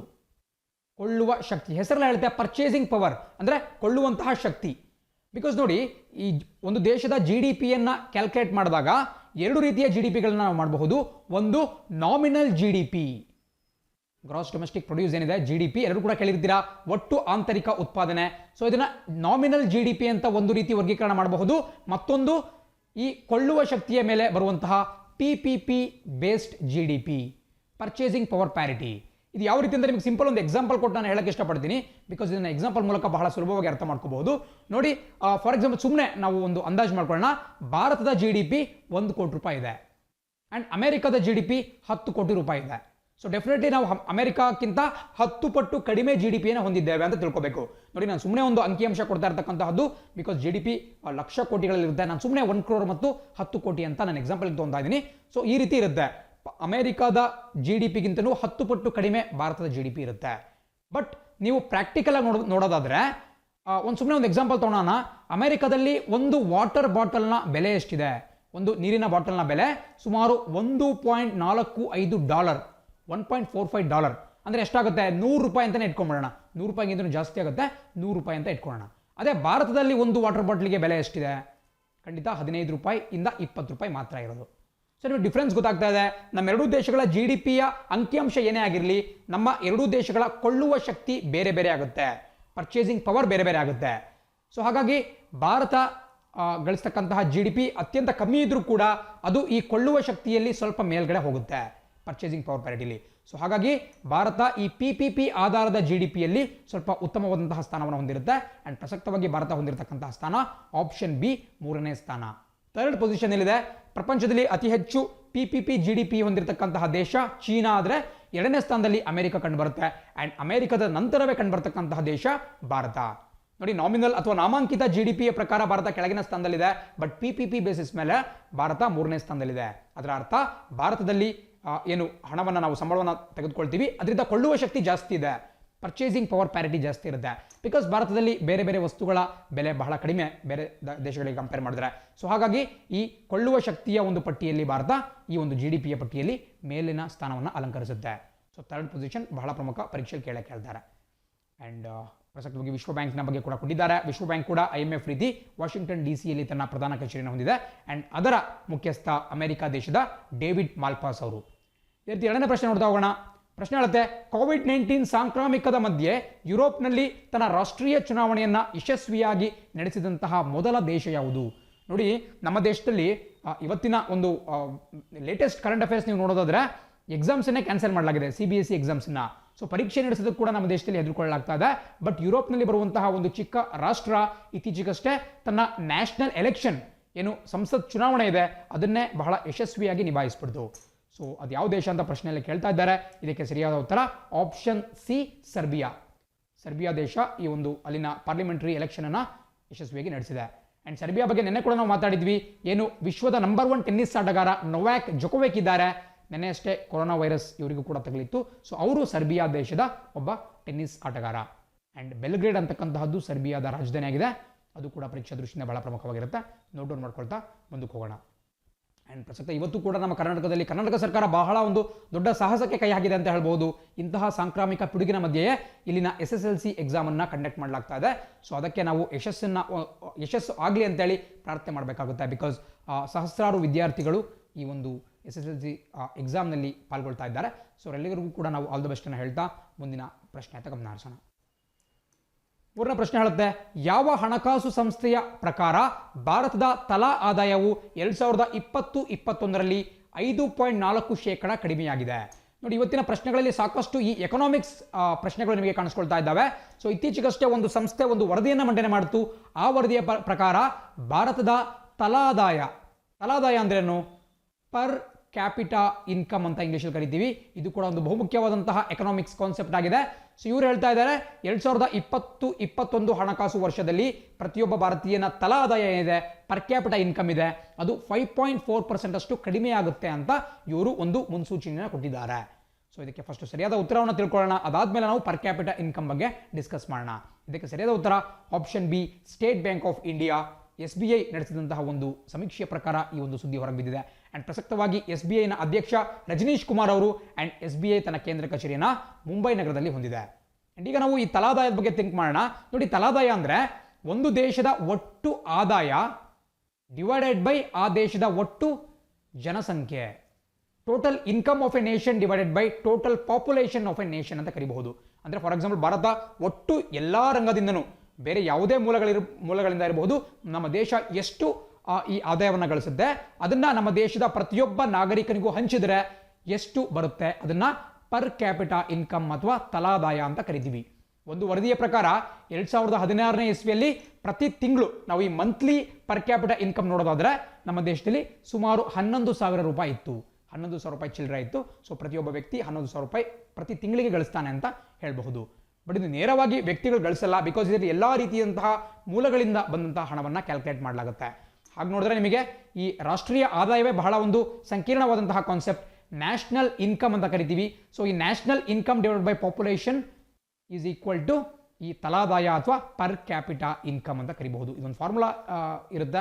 ಸೊ ಜಸ್ಟ್ ನಿಮಗೆ ಗೊತ್ತಿರಬೇಕಾಗುತ್ತೆ ಯಾವ ರೀತಿ ಕ್ಯಾಲ್ಕುಲೇಟ್ ಮಾಡ್ತಾರೆ ಅಂತೇಳಿ. ಈ ರಾಷ್ಟ್ರೀಯ ಆದಾಯವನ್ನು ಕೂಡ 4 ಮೆಥಡ್ಗಳನ್ನು ಬಳಸ್ಬಿಟ್ಟು ಕ್ಯಾಲ್ಕುಲೇಟ್ ಮಾಡಲಾಗುತ್ತೆ. ಆ 4 ಮೆಥಡ್ ಅಂತ ಹೇಳಿದ್ರೆ GDP ಇರಬಹುದು, ಗ್ರಾಸ್ ಡೊಮೆಸ್ಟಿಕ್ ಪ್ರಾಡಕ್ಟ್ ಇರಬಹುದು, ಅದೇ ರೀತಿ ನೆಟ್ ಡೊಮೆಸ್ಟಿಕ್ ಪ್ರಾಡಕ್ಟ್ ಇರಬಹುದು, ಅದೇ ರೀತಿ GNP, NNP, ಹೀಗೆ 4 ವಿವಿಧ ರೀತಿಯಾದಂತಹ ಮೆಥಡಾಲಜಿಗಳನ್ನ ಬಳಸ್ಬಿಟ್ಟು ರಾಷ್ಟ್ರೀಯ ಆದಾಯ ಅಥವಾ ನ್ಯಾಷನಲ್ ಇನ್ಕಮ್ ಅನ್ನು ಕ್ಯಾಲ್ಕುಲೇಟ್ ಮಾಡಲಾಗುತ್ತೆ. ಸೊ ಅದನ್ನ ಮುಂದಿನ ಯಾವುದೋ ಒಂದು ತರಗತಿಯಲ್ಲಿ ನಾವು ಡಿಸ್ಕಸ್ ಮಾಡೋಣ. ಎಕನಾಮಿಕ್ಸ್ ದೃಷ್ಟಿಯಿಂದ ಬಹಳ ಪ್ರಮುಖವಾಗಿರ್ತಕ್ಕಂಥ ಸುದ್ದಿ. ಬಟ್ ಇವಾಗ ಬಂದಿರತಕ್ಕಂಥ ಸುದ್ದಿ 5.4% ಅಷ್ಟು ಈ ಪರ್ ಕ್ಯಾಪಿಟಾ ಇನ್ಕಮ್ ಕಮ್ಮಿ ಆಗುತ್ತೆ. ಇದನ್ನ SBI ವರದಿ ಹೇಳಿದೆ. 4ನೇ ಪ್ರಶ್ನೆ ನೋಡ್ತಾ ಹೋಗೋಣ. ಬಿಡೌ ನ್ಯಾವಿಗೇಷನ್ ಸ್ಯಾಟಲೈಟ್ ಸಿಸ್ಟಮ್ನ ಕೊನೆಯ ಉಪಗ್ರಹವನ್ನು ಉಡಾವಣೆ ಮಾಡಲಾಯಿತು. ಈ BDS ಅಥವಾ ಬಿಡೌ ಸ್ಯಾಟಲೈಟ್ ಸಿಸ್ಟಮ್ ಯಾವ ದೇಶಕ್ಕೆ ಸಂಬಂಧಿಸಿದಾಗಿದೆ? ನೋಡಿ, ಬಹಳ ಪ್ರಮುಖವಾದಂತಹ ಒಂದು ಸುದ್ದಿ, ಖಂಡಿತ ಪರೀಕ್ಷೆಯಲ್ಲಿ ಕೇಳ್ತಾರೆ. ಬಿಕಾಸ್ ಈ ನ್ಯಾವಿಗೇಷನ್ ಸಿಸ್ಟಮ್ ಪ್ರಪಂಚದ ಬಹುತೇಕ ದೇಶಗಳಲ್ಲಿ ಇಲ್ಲ. ಇಡೀ ಪ್ರಪಂಚದಲ್ಲಿ ಬಹಳಷ್ಟು ಪ್ರಖ್ಯಾತಿಯನ್ನು ಪಡೆದಿರತಕ್ಕಂತಹ ಈ ನ್ಯಾವಿಗೇಷನ್ ಸಿಸ್ಟಮ್ ಯಾವ ದೇಶದಪ್ಪ ಅಂತ ಹೇಳಿದ್ರೆ ಅಮೆರಿಕ ದೇಶಕ್ಕೆ ಸೇರಿದಂತಹ GPS, ಗ್ಲೋಬಲ್ ಪೊಸಿಷನಿಂಗ್ ಸಿಸ್ಟಮ್. ಇವತ್ತಿಗೂ ಕೂಡ ನಾವು ಆಗಿರಲಿ, ನೀವಾಗಿರಲಿ, ಪ್ರತಿಯೊಬ್ಬರು ಕೂಡ ಈ ರಸ್ತೆಗಳಲ್ಲಿ ರೂಟ್ಗಳನ್ನ ಹುಡುಕ್ಲಿಕ್ಕೆ ಮ್ಯಾಪನ್ನು ಏನು ಬಳಸ್ತೀವಿ, ಅಲ್ಲೂ ಕೂಡ ಈ GPS ತಂತ್ರಜ್ಞಾನವನ್ನು ಬಳಸಲಾಗುತ್ತೆ. ಆ್ಯಂಡ್ ಈ GPS ಗೆ ಚಾಲೆಂಜ್ ಆಗಿ ಸವಾಲಾಗ್ಬಿಟ್ಟು ಇತ್ತೀಚೆಗಷ್ಟೇ ಆಪ್ಷನ್ ಬಿ, ಚೀನಾ ದೇಶ ಈ ಬಿಡೌ ಸ್ಯಾಟಲೈಟ್ ಸಿಸ್ಟಮ್ ಅನ್ನುವಂತಹ ತನ್ನದೇ ಸ್ವತಃ ಒಂದು ನ್ಯಾವಿಗೇಷನ್ ಸಿಸ್ಟಮ್ ಅನ್ನ ಉಡಾವಣೆ ಮಾಡಿತು. ಅದನ್ನ 2002ನೇ ಇಸ್ವಿಯಿಂದ ಕೂಡ ಈ ಒಂದು ಪ್ರಾಜೆಕ್ಟ್ ನಡೀತಾನೆ ಇದೆ. ಬಟ್ ಈಗ ಕಟ್ಟ ಕಡೆಯ ಒಂದು ಉಪಗ್ರಹವನ್ನ ಕಕ್ಷೆಗೆ ಹಾರಿಸಲಾಯಿತು. ಅದರ ಒಟ್ಟು 35 ಸ್ಯಾಟಲೈಟ್ಸ್ ನಿಮಗೆ ಕಂಡುಬರುತ್ತೆ, ಉಪಗ್ರಹಗಳು ಕಂಡುಬರುತ್ತೆ. ಸೊ ಅದನ್ನು ಬಳಸ್ಕೊಂಡ್ಬಿಟ್ಟು ತನ್ನದೇ ಆದಂತಹ ಒಂದು ಸ್ವಂತ ನ್ಯಾವಿಗೇಷನ್ ಸಿಸ್ಟಮ್ ಅನ್ನ ಚೀನಾ ದೇಶ ಅಭಿವೃದ್ಧಿ ಪಡಿಸ್ಕೊಳ್ತಾ ಇದೆ. ಆ್ಯಂಡ್ ಅಮೆರಿಕದನ್ನ ನಾವು GPS ಅಂತ ಕರಿತೀವಿ, ಚೀನಾದನ್ನ BDS ಅಂತ ಕರಿತೀವಿ. ಬಿಕಾಸ್ ಬಿಡೌ ನ್ಯಾವಿಗೇಷನ್ ಸ್ಯಾಟಲೈಟ್ ಸಿಸ್ಟಮ್ ಬಹಳ ಪ್ರಮುಖವಾಗಿರ್ತಕ್ಕಂತಹದ್ದು. ಆ್ಯಂಡ್ ಇದೇ ರೀತಿ ನೆನ್ನೆ ನಾನು ಮಾತಾಡ್ತಾ ಇದ್ದೆ, ಭಾರತವು ಕೂಡ ಇಂತಹದ್ದೇ ಒಂದು ಪ್ರಾದೇಶಿಕ ನ್ಯಾವಿಗೇಷನ್ ಸಿಸ್ಟಮ್ ಅನ್ನ ಅಭಿವೃದ್ಧಿಪಡಿಸಿದೆ. ಅದನ್ನ Indian regional navigation satellite system ಅಥವಾ IRNSS ಅಂತ ಕರಿತೀವಿ, ಅಥವಾ ನಾವು ಶಾರ್ಟ್ ಆಗಿ ನಾವಿಕ್ ಅಂತ ಕರಿತೀವಿ. ಶಾರ್ಟ್ ಆಗಿ ಅನ್ನೋಕ್ಕಿಂತ ಅದಕ್ಕೊಂದು ಬ್ರ್ಯಾಂಡ್ ನೇಮ್ ಅನ್ನು ಕೊಡಲಾಗಿದೆ, ನಾವಿಕ್ ಅಂತ ಹೇಳಿ. ಇದು ನಮ್ಮ ರೀಜನ್ ಏನಿದೆ, ನಮ್ಮ ದಕ್ಷಿಣ ಏಷ್ಯಾ ರೀಜನ್ ಅನ್ನ ಕವರ್ ಮಾಡುತ್ತೆ. ಅದೇ ರೀತಿ ಚೀನಾ ಕೂಡ BDS ಉಪಗ್ರಹವನ್ನು ಲಾಂಚ್ ಮಾಡಿದೆ. ಪರೀಕ್ಷೆಯಲ್ಲಿ ಖಂಡಿತ ಕೇಳಬಹುದು. 5ನೇ ಪ್ರಶ್ನೆ ನೋಡ್ತಾ ಹೋಗೋಣ. ICU ಹಾಸಿಗೆಗಳು ಮತ್ತು ವೆಂಟಿಲೇಟರ್ ಬಗ್ಗೆ ಮಾಹಿತಿ ನೀಡಲು ಗ್ರೇಟರ್ ಮುಂಬೈ ಮುನ್ಸಿಪಲ್ ಕಾರ್ಪೊರೇಷನ್ ಪ್ರಾರಂಭಿಸಿದ ಅಪ್ಲಿಕೇಶನ್ ಯಾವುದು? ನೋಡಿ, ಇತ್ತೀಚೆಗಷ್ಟೇ ಗ್ರೇಟರ್ ಮುಂಬೈ ಮುನ್ಸಿಪಲ್ ಕಾರ್ಪೊರೇಷನ್ ಏನಿದೆ, ಯಾವ ರೀತಿ ನಮ್ಮ ಬೆಂಗಳೂರಿನಲ್ಲಿ BBMP ಬರುತ್ತೆ, ಅದೇ ರೀತಿ ಮುಂಬೈನಲ್ಲಿ ಬರುವಂತಹ MCGM, greater Mumbai municipal corporation. So ಇವರು ಇತ್ತೀಚೆಗಷ್ಟೇ ಒಂದು ಆ್ಯಪನ್ನು ಲಾಂಚ್ ಮಾಡಿದ್ದಾರೆ. ಯಾವ ದೃಷ್ಟಿಯಿಂದಪ್ಪ ಅಂತ ಹೇಳಿದ್ರೆ, ಈ ಹಾಸಿಗೆಗಳು ಅಂದರೆ ಈ ಕೊರೋನಾ ಪೀಡಿತ ರೋಗಿಗಳಿಗೆ ಬೇಕಾಗ್ತಕ್ಕಂತಹ ಆಸ್ಪತ್ರೆಯ ಬೆಡ್ಗಳ ಅವೈಲಬಿಲಿಟಿ ಮತ್ತು ವೆಂಟಿಲೇಟರ್ನ ಕುರಿತಾದಂತಹ ಮಾಹಿತಿಯ ಕುರಿತಾಗಿ. ಸೊ ಇದರ ಹೆಸರು ಕೇಳಿದ್ದಾರೆ, ಪರೀಕ್ಷೆಯಲ್ಲಿ ಖಂಡಿತ ಕೇಳುವಂತಹ ಸಾಧ್ಯತೆ ಇರುತ್ತೆ. ಇದಕ್ಕೆ ಸರಿಯಾದ ಉತ್ತರ ಸ್ಕ್ರೀನ್ ಮೇಲೆ ನೋಡ್ತಾ ಇದ್ದೀರಾ, option D, Air Venti. So Air Venti ಅಂತಕ್ಕಂತಹ ಒಂದು ಅಪ್ಲಿಕೇಶನನ್ನು ಈ ಮುಂಬೈನ ಕಾರ್ಪೊರೇಷನ್ ಅವರು ಪ್ರಾರಂಭ ಮಾಡಿದ್ದಾರೆ. ಇದು ವೆಂಟಿಲೇಟರ್ಗಳು ಮತ್ತು ಆಸ್ಪತ್ರೆಯ ಹಾಸಿಗೆಗಳ ಕುರಿತಾಗಿ ಮಾಹಿತಿಯನ್ನು ಜನರಿಗೆ ಕೊಡುತ್ತೆ. Air Venti very important. ಯಾಕಂದರೆ ಅವರು ಏರ್ ವೆಂಟಿ ಕೊಟ್ಬಿಟ್ಟು ಯಾವ ನಗರ ಅಥವಾ ಯಾವ ರಾಜ್ಯದಲ್ಲಿ ಇದನ್ನು ಜಾರಿಗೆ ತರಲಾಗಿದೆ ಅಂತ ಕೂಡ ಕೇಳಬಹುದು. ಸರಿಯಾದ ಉತ್ತರ ಮಹಾರಾಷ್ಟ್ರದ ಮುಂಬೈ ಅಂತೇಳಿ ಗೊತ್ತಿರಬೇಕಾಗುತ್ತೆ. ಅದೇ ರೀತಿ 6ನೇ ಪ್ರಶ್ನೆ ನೋಡ್ತಾ ಹೋಗೋಣ. ಪ್ರಶ್ನೆ ಹೇಳುತ್ತೆ, ಮೌಂಟ್ ಮೆರಾಪಿ ಯಾವ ದೇಶದಲ್ಲಿ ಕಂಡುಬರುತ್ತೆ? ನೋಡಿ, ಇತ್ತೀಚೆಗಷ್ಟೇ ಈ ಮೌಂಟ್ ಮೆರಾಪಿ ಬಹಳಷ್ಟು ಸುದ್ದಿಯಲ್ಲಿದೆ. ಬಿಕಾಸ್ ಮೂಲತಃ ಇದೊಂದು ಆಕ್ಟಿವ್ ವೋಲ್ಕ್ಯಾನೋ. ನೀವು ಕೇಳಿರ್ತೀರಾ, active volcano, dormant volcano, extinct volcano ಅಂತ 3 ವಿಭಾಗಗಳು ಬರುತ್ತೆ. ಈ ಜ್ವಾಲಾಮುಖಿ ಪರ್ವತಗಳಲ್ಲಿ 3 ವಿಭಾಗಗಳು ಬರುತ್ತೆ. ಜಾಗೃತ ಇರಬಹುದು, ಸುಪ್ತ ಇರಬಹುದು, ಅಥವಾ ನಶಿಸಿ ಹೋದಂತಹ ಈ ಜ್ವಾಲಾಮುಖಿಗಳಿರಬಹುದು. ಸೊ ಅದರಲ್ಲಿ ಈ ಆಕ್ಟಿವ್ ಅಥವಾ ಏನು ಜಾಗೃತ ಜ್ವಾಲಾಮುಖಿಗಳ ಪಟ್ಟಿಯಲ್ಲಿ ಬರ್ತಕ್ಕಂತಹ ಪ್ರಮುಖ ಒಂದು ಪರ್ವತ ಈ ಮೌಂಟ್ ಮೆರಾಪಿ ಅಥವಾ ಮೆರಾಪಿ ಬೆಟ್ಟ ಅಂತ ಕರಿಬಹುದು, ಮೆರಾಪಿ ಪರ್ವತ ಅಂತ ಕರಿಬಹುದು. ಸೊ ಈ ಮೆರಾಪಿ ಪರ್ವತ ಯಾವ ದೇಶದಲ್ಲಿ ಬರುತ್ತೆ ಅಂತ ಖಂಡಿತ ಪ್ರಶ್ನೆ ಕೇಳ್ತಾರೆ. ಬಿಕಾಸ್ ಪ್ರಸಕ್ತವಾಗಿ ಇದು ಈ ಲಾವರಸವನ್ನು ಹೊರಗೆ ಚಿಮ್ತಾ ಇದೆ. ಈ ಒಂದು ಜ್ವಾಲಾಮುಖಿ ಇದರಲ್ಲಿ ಆಕ್ಟಿವ್ ಆಗಿ ನಡೀತಾ ಇದೆ. ಇದಕ್ಕೆ ಸರಿಯಾದ ಉತ್ತರ ಆಪ್ಷನ್ ಸಿ, ಇಂಡೋನೇಷಿಯಾ. ಸೊ ಇಂಡೋನೇಷಿಯಾದಲ್ಲಿ ಬರ್ತಕ್ಕಂತಹ ಒಂದು ಪರ್ವತ ಇದು ಮೌಂಟ್ ಮೆರಾಪಿ. ಆ್ಯಂಡ್ ಮುಂದೆ ನಿಮಗೆ ಒಂದು ಇದು ಕೂಡ ಕಾಣಿಸ್ತಾ ಇದೆ, ಮ್ಯಾಪ್ ಕೂಡ ಕಾಣಿಸ್ತಾ ಇದೆ, ಇಂಡೋನೇಷ್ಯಾದ ಯಾವ ಭಾಗದಲ್ಲಿ ಇದು ಕಂಡುಬರುತ್ತೆ ಅಂತೇಳಿ. ಸೊ ನಿಮಗೆ ಕಾಣಿಸ್ತಾ ಇದೆ. ಇಂಡೋನೇಷ್ಯಾ ನಾನು ಅವತ್ತೇ ಹೇಳಿದ್ದೀನಿ, ಸುಮಾರು 17,000 ಚಿಕ್ಕ ಚಿಕ್ಕ ದ್ವೀಪಗಳನ್ನು ಒಳಗೊಂಡಿದೆ. ಪ್ರಪಂಚದ ಅತಿ ದೊಡ್ಡ ದ್ವೀಪ ಸಮೂಹ ಯಾವುದು ಅಂತ ಹೇಳಿದ್ರೆ ಇಂಡೋನೇಷ್ಯಾ ಅಂತ ಹೇಳಬೇಕಾಗುತ್ತೆ. World's largest ಆರ್ಕಿಪೆಲಾಗೋ. ನೋಡಿ, ಆರ್ಕಿಪೆಲಾಗೋ ಹಿಂದೆ ಕೂಡ ಹೇಳಿದ್ದೇನೆ. ಆರ್ಕಿಪೆಲಾಗೋ ಅಂತ ಹೇಳಿದ್ರೆ ದ್ವೀಪಗಳ ಸಮೂಹ. ಸೊ ಈ ದ್ವೀಪಗಳ ಸಮೂಹದಲ್ಲಿ ನಿಮಗೆ ಪ್ರಮುಖವಾಗಿ ಜಾವಾ ದ್ವೀಪ ಬರುತ್ತೆ, ಸುಮಾತ್ರಾ ದ್ವೀಪ ಬರುತ್ತೆ, ಬೋರ್ನಿಯಾ ದ್ವೀಪ ಬರುತ್ತೆ. ಹೀಗೆ ಹಲವಾರು ದ್ವೀಪಗಳ ಒಂದು ಒಳಗೊಂಡ್ಬಿಟ್ಟು ಇಂಡೋನೇಷ್ಯಾ ದೇಶ ಆಗಿದೆ. ಆ್ಯಂಡ್ ಪರ್ಟಿಕ್ಯುಲರ್ಲಿ ಈ ಮೌಂಟ್ ಮೆರಾಪಿ ಯಾವ ಪ್ರದೇಶದಲ್ಲಿ ಬರುತ್ತಪ್ಪ ಅಂತ ಹೇಳಿದ್ರೆ ನಿಮಗೆ ಕಾಣಿಸ್ತಾ ಇದೆ, ಜಾವಾ ದ್ವೀಪದಲ್ಲಿ ಬರುತ್ತೆ. ಹೀಗೂ ಕೂಡ ಕೇಳಬಹುದು. ಸ್ವಲ್ಪ ಟ್ವಿಸ್ಟ್ ಮಾಡಿಬಿಟ್ಟು ಇಂಡೋನೇಷ್ಯಾದ ಯಾವ ಒಂದು ದ್ವೀಪದಲ್ಲಿ ಮೌಂಟ್ ಮೆರಾಪಿ ಅನ್ನುವಂತಹ ಜಾಗೃತ ಜ್ವಾಲಾಮುಖಿ ಲೊಕೇಟ್ ಆಗಿದೆ? ಸರಿಯಾದ ಉತ್ತರ ಜಾವಾ ದ್ವೀಪ ಆಗುತ್ತೆ. ಆ್ಯಂಡ್ ಇಲ್ಲಿ ನಿಮಗೆ ಕಾಣಿಸ್ಕೊಳ್ತಾ ಇರ್ತಕ್ಕಂಥದ್ದು ಸುಮಾತ್ರಾ. ಪ್ರಸಕ್ತವಾಗಿ ಇಂಡೋನೇಷ್ಯಾದ ಕ್ಯಾಪಿಟಲ್ ಅಥವಾ ರಾಜಧಾನಿ ಜಕಾರ್ತಾ ಜಾವಾ ದ್ವೀಪದಲ್ಲಿ ಕಂಡು ಬರುತ್ತೆ. ಬಟ್ ನಾವೆಲ್ಲರೂ ನೋಡಿರೋ ರೀತಿ ಅದನ್ನು ಬೋರ್ನಿಯಾ ದ್ವೀಪಕ್ಕೆ ಸ್ಥಳಾಂತರಿಸಬೇಕು ಅಂತ ತೀರ್ಮಾನ ಮಾಡಲಾಗಿದೆ. ಬಿಕಾಸ್ ಜಾವಾದಲ್ಲಿ ಅಂದರೆ ಜಕಾರ್ತಾ ನಗರದ ಬಳಿ ಈ ಸಮುದ್ರ ಮಟ್ಟ ಏರಿಕೆ ಆಗ್ತಾ ಸಾಗ್ತಾ ಇದೆ. ಪ್ರತಿ ವರ್ಷ ಸುಮಾರು 4.5 ಸೆಂಟಿಮೀಟರ್ನಷ್ಟು ನೀರು ಏರಿಕೆ ಆಗ್ತಾ ಇದೆ. ಸೊ ಹಾಗಾಗಿ ಬೋರ್ನಿಯಾಕ್ಕೆ ಅಲ್ಲಿನ ರಾಜಧಾನಿನ ಸ್ಥಳಾಂತರಿಸಬೇಕು ಅಂತೇಳಿ ಇಂಡೋನೇಷ್ಯಾದ ಸರ್ಕಾರ ತೀರ್ಮಾನ ಮಾಡಿದೆ. So Mount Merapi very important. ಮುಂದಿನ ಪ್ರಶ್ನೆ ಅಂತ ಗಮನಿಸೋಣ. ಪ್ರಶ್ನೆ ಹೇಳುತ್ತೆ, ಮಾನವ ಸಂಪನ್ಮೂಲ ಸಚಿವಾಲಯವು ಉನ್ನತ ಶಿಕ್ಷಣ ಸಂಸ್ಥೆಗಳಿಗಾಗಿ ಡ್ಯಾಶ್ ಪೋರ್ಟಲ್ ಅನ್ನು ಪ್ರಾರಂಭಿಸಿದೆ. Very simple. ನೆನ್ನೆ ಕ್ಲಾಸಲ್ಲಿ ನಾನು ಕೊನೆಯಲ್ಲಿ ಇದರ ಕುರಿತಾಗಿ ಒಂದು ಸುದ್ದಿಯ ಆರ್ಟಿಕಲ್ ಅನ್ನು ಇನ್ಕ್ಲೂಡ್ ಮಾಡ್ಕೊಂಡಿದ್ದೆ. So ministry of human resource development ಅಥವಾ ಮಾನವ ಸಂಪನ್ಮೂಲ ಅಭಿವೃದ್ಧಿ ಸಚಿವಾಲಯ ಜಾರಿಗೆ ತಂದಿರತಕ್ಕಂತಹ ಪೋರ್ಟಲ್ನ ಹೆಸರು ಆಪ್ಷನ್ ಬಿ, ಯುಕ್ತಿ 2.0. ನಿಮಗೆ ಸ್ಕ್ರೀನ್ ಮೇಲೆ ಆಲ್ರೆಡಿ ಕಾಣ್ತಾ ಇದೆ. ಸೊ ಯುಕ್ತಿ ಅಂತ ಹೇಳಿದ್ರೆ ನಾನು ನೆನ್ನೆ ಹೇಳಿದ್ದೆ ಬುದ್ಧಿಶಕ್ತಿ ಅಂತ ಹೇಳಿ. ಸೊ ಇದನ್ನು ನಮ್ಮ ಮಿನಿಸ್ಟ್ರಿ ಆಫ್ HRD ಜಾರಿಗೆ ತರ್ತಾ ಇದೆ. ಇದರ ಸಚಿವ ರಮೇಶ್ ನಿಶಾಂಕ್ ಪೋಖ್ರಿಯಾಲ್ ಅವರು ಈ ಒಂದು ಕಾರ್ಯಕ್ರಮಕ್ಕೆ ಚಾಲನೆಯನ್ನು ಕೊಟ್ಟಿದ್ದಾರೆ. ಸೊ ಈ ಕಾರ್ಯಕ್ರಮದ ಮೂಲಕ ನಮ್ಮ ದೇಶದಲ್ಲಿ ನಡೀತಕ್ಕಂತಹ ಹೊಸ ಆವಿಷ್ಕಾರಗಳು, ಇನೋವೇಷನ್ಗಳು ಮತ್ತು ತಂತ್ರಜ್ಞಾನದಲ್ಲಿ ನಡೆದಿರತಕ್ಕಂತಹ ಒಂದು ಇನೋವೇಷನ್ಗಳ ಕುರಿತಾಗಿ ಮಾಹಿತಿಯನ್ನು ಹಂಚಿಕೊಳ್ಳಲಾಗುತ್ತೆ. ಅದನ್ನು ವಿದ್ಯಾರ್ಥಿಗಳಿರಬಹುದು, ಟೀಚರ್ಸ್ ಇರಬಹುದು, ಉದ್ಯಮಿಗಳು, ರೈತರು ಯಾರು ಬೇಕಾದರೂ ಅದನ್ನು ನೋಡಿಬಿಟ್ಟು ತಮಗೆ ಬೇಕಾದಂತಹ ರಂಗಗಳಲ್ಲಿ ಅದನ್ನು ಇಂಪ್ಲಿಮೆಂಟ್ ಮಾಡ್ಕೋಬಹುದು. ಸೊ ಬಹಳ ಪ್ರಮುಖವಾದಂಥ ಒಂದು ವಿಚಾರ. ರಮೇಶ್ ಪೋಖ್ರಿಯಾಲ್ ನಿಶಾಂಕ್ ಅವರು ಪ್ರಸಕ್ತವಾಗಿ HRD ಮಿನಿಸ್ಟರ್ ಆಗಿದ್ದಾರೆ. ಯುಕ್ತಿ 2.0. ಅದೇ ರೀತಿ 8 ಮತ್ತು ಕೊನೆಯ ಪ್ರಶ್ನೆ ನೋಡ್ತಾ ಹೋಗೋಣ. ಪ್ರಶ್ನೆ ಹೇಳುತ್ತೆ, ಪೂರ್ಣಿಮಾ ಜನಾನೆರವರು ಇತ್ತೀಚೆಗೆ ನಿಧನರಾದರು. ಇವರು ಯಾವ ಕ್ಷೇತ್ರದಲ್ಲಿ ಪ್ರಸಿದ್ಧಿಯನ್ನು ಪಡೆದಿದ್ರು? ನೋಡಿ, ಪರೀಕ್ಷೆಯಲ್ಲಿ ಪ್ರಶ್ನೆ ಆಗುವಂತಹ ಸಾಧ್ಯತೆ ಇರುತ್ತೆ. ಬಿಕಾಸ್ ನಮ್ಮ ದೇಶದ ಒಬ್ಬ ಪ್ರಖ್ಯಾತ ಕ್ರೀಡಾಪಟು ಪೂರ್ಣಿಮಾ ಜನಾನೆ ಅವರು ಇತ್ತೀಚೆಗಷ್ಟೇ ಕ್ಯಾನ್ಸರ್ನ ಕಾರಣದಿಂದ ನಿಧನರಾದರು. ಸೊ ಇದು ಬಹಳ ಪ್ರಮುಖವಾದಂತಹ ಒಂದು ಸುದ್ದಿ. ಇವರು ಯಾವ ಕ್ಷೇತ್ರಕ್ಕೆ ಸಂಬಂಧಪಟ್ಟಿದ್ರು ಅಂತ ಹೇಳಿದ್ರೆ ಆಪ್ಷನ್ ಎ, ಶೂಟಿಂಗ್. ಇವರೊಬ್ಬ ಶೂಟರ್. ಇವರು ಹಲವಾರು ಪಂದ್ಯಗಳಲ್ಲಿ, ಕಾಮನ್ವೆಲ್ತ್ ಗೇಮ್ಸ್ ಇರಬಹುದು, ಏಷ್ಯನ್ ಕ್ರೀಡಾಕೂಟಗಳಿರಬಹುದು, ಅವುಗಳಲ್ಲಿ ಭಾರತವನ್ನು ಶೂಟಿಂಗ್ ವಿಭಾಗದಲ್ಲಿ ಪ್ರತಿನಿಧಿಸಿದರು. ಕೇವಲ 42 ವರ್ಷ ವಯಸ್ಸಾಗಿತ್ತು ಇವರಿಗೆ. ಇವರು ಕೇವಲ ಶೂಟರ್ ಮಾತ್ರವಲ್ಲ, ಶೂಟಿಂಗ್ನಿಂದ ನಿವೃತ್ತಿಗೊಂಡ ನಂತರ ಕೋಚ್ ಆಗಿ ಕೂಡ ಕಾರ್ಯವನ್ನು ನಿರ್ವಹಣೆ ಮಾಡ್ತಿದ್ರು. ಬಟ್ ಅನ್ಫಾರ್ಚುನೇಟ್ಲಿ ಪೂರ್ಣಿಮಾ ಜನಾನೆ ಅವರು ಇತ್ತೀಚೆಗಷ್ಟೇ ಮೃತಪಟ್ಟಿದ್ದಾರೆ. ಇವರು 10 ಮೀಟರ್ ಏರ್ ರೈಫಲ್ ವಿಭಾಗದಲ್ಲಿ ಕಾಂಪೀಟ್ ಮಾಡ್ತಾ ಇದ್ರು. ಇವತ್ತಿಗೂ ಕೂಡ ಇವರ ಹೆಸರಲ್ಲಿ ಒಂದು ರಾಷ್ಟ್ರೀಯ ದಾಖಲೆ ಇದೆ, national record in 10 metre air rifle. ನೋಡಿ, ನಿಮಗೆ ಶೂಟಿಂಗ್ ಅಂದ ತಕ್ಷಣ ಅದರಲ್ಲಿ ಹಲವಾರು ವಿಭಾಗಗಳು ಬರ್ತಾ ಹೋಗ್ತಾ, ಪಿಸ್ಟೂಲ್ ವಿಭಾಗಗಳಿರಬಹುದು, ರೈಫಲ್ ವಿಭಾಗಗಳಿರಬಹುದು, ಇದೇ ರೀತಿ ಸಾಕಷ್ಟು ಡಬಲ್ ಟ್ರ್ಯಾಪ್ ಇರಬಹುದು, ಬೇರೆ ಬೇರೆ ವಿಭಾಗಗಳು ಬರ್ತಾ ಹೋಗುತ್ತೆ. ಅದರಲ್ಲಿ ಪ್ರಮುಖವಾಗಿ 10 ಮೀಟರ್ ಏರ್ ರೈಫಲ್ ವಿಭಾಗದಲ್ಲಿ ಇಲ್ಲಿ ಕಾಣಿಸ್ಕೊಂಡಿರತಕ್ಕಂತಹ ಪೂರ್ಣಿಮಾ ಜನಾನೆ ಅವರು ಒಂದು ಆಟವನ್ನು ಆಡ್ತಾ ಇದ್ರು. ಇವರು ರಾಷ್ಟ್ರೀಯ ದಾಖಲೆ ಕೂಡ ಇವರ ಹೆಸರಿಗೆ ಇದೆ, ನ್ಯಾಷನಲ್ ರೆಕಾರ್ಡ್. ಆ್ಯಂಡ್ ಇದರೊಂದಿಗೆ ಇವತ್ತಿನ ದಿನಪತ್ರಿಕೆಗಳ ವಿಶ್ಲೇಷಣೆ ಮುಕ್ತಾಯ ಆಗುತ್ತೆ. ವಿಡಿಯೋವನ್ನು ವೀಕ್ಷಣೆ ಮಾಡೋದಕ್ಕೆ ಧನ್ಯವಾದಗಳು. ವಿಡಿಯೋ ಇಷ್ಟ ಆಗಿತ್ತು ಅಂತ ಹೇಳಿದ್ರೆ ಲೈಕ್ ಮಾಡಿ, ಕಮೆಂಟ್ ಮಾಡಿ, ಶೇರ್ ಮಾಡಿ ಮತ್ತು ಸಬ್ಸ್ಕ್ರೈಬ್ ಮಾಡೋದನ್ನು ಮರಿಬೇಡಿ. Thanks for watching video. C on the flip side. Jai Hind.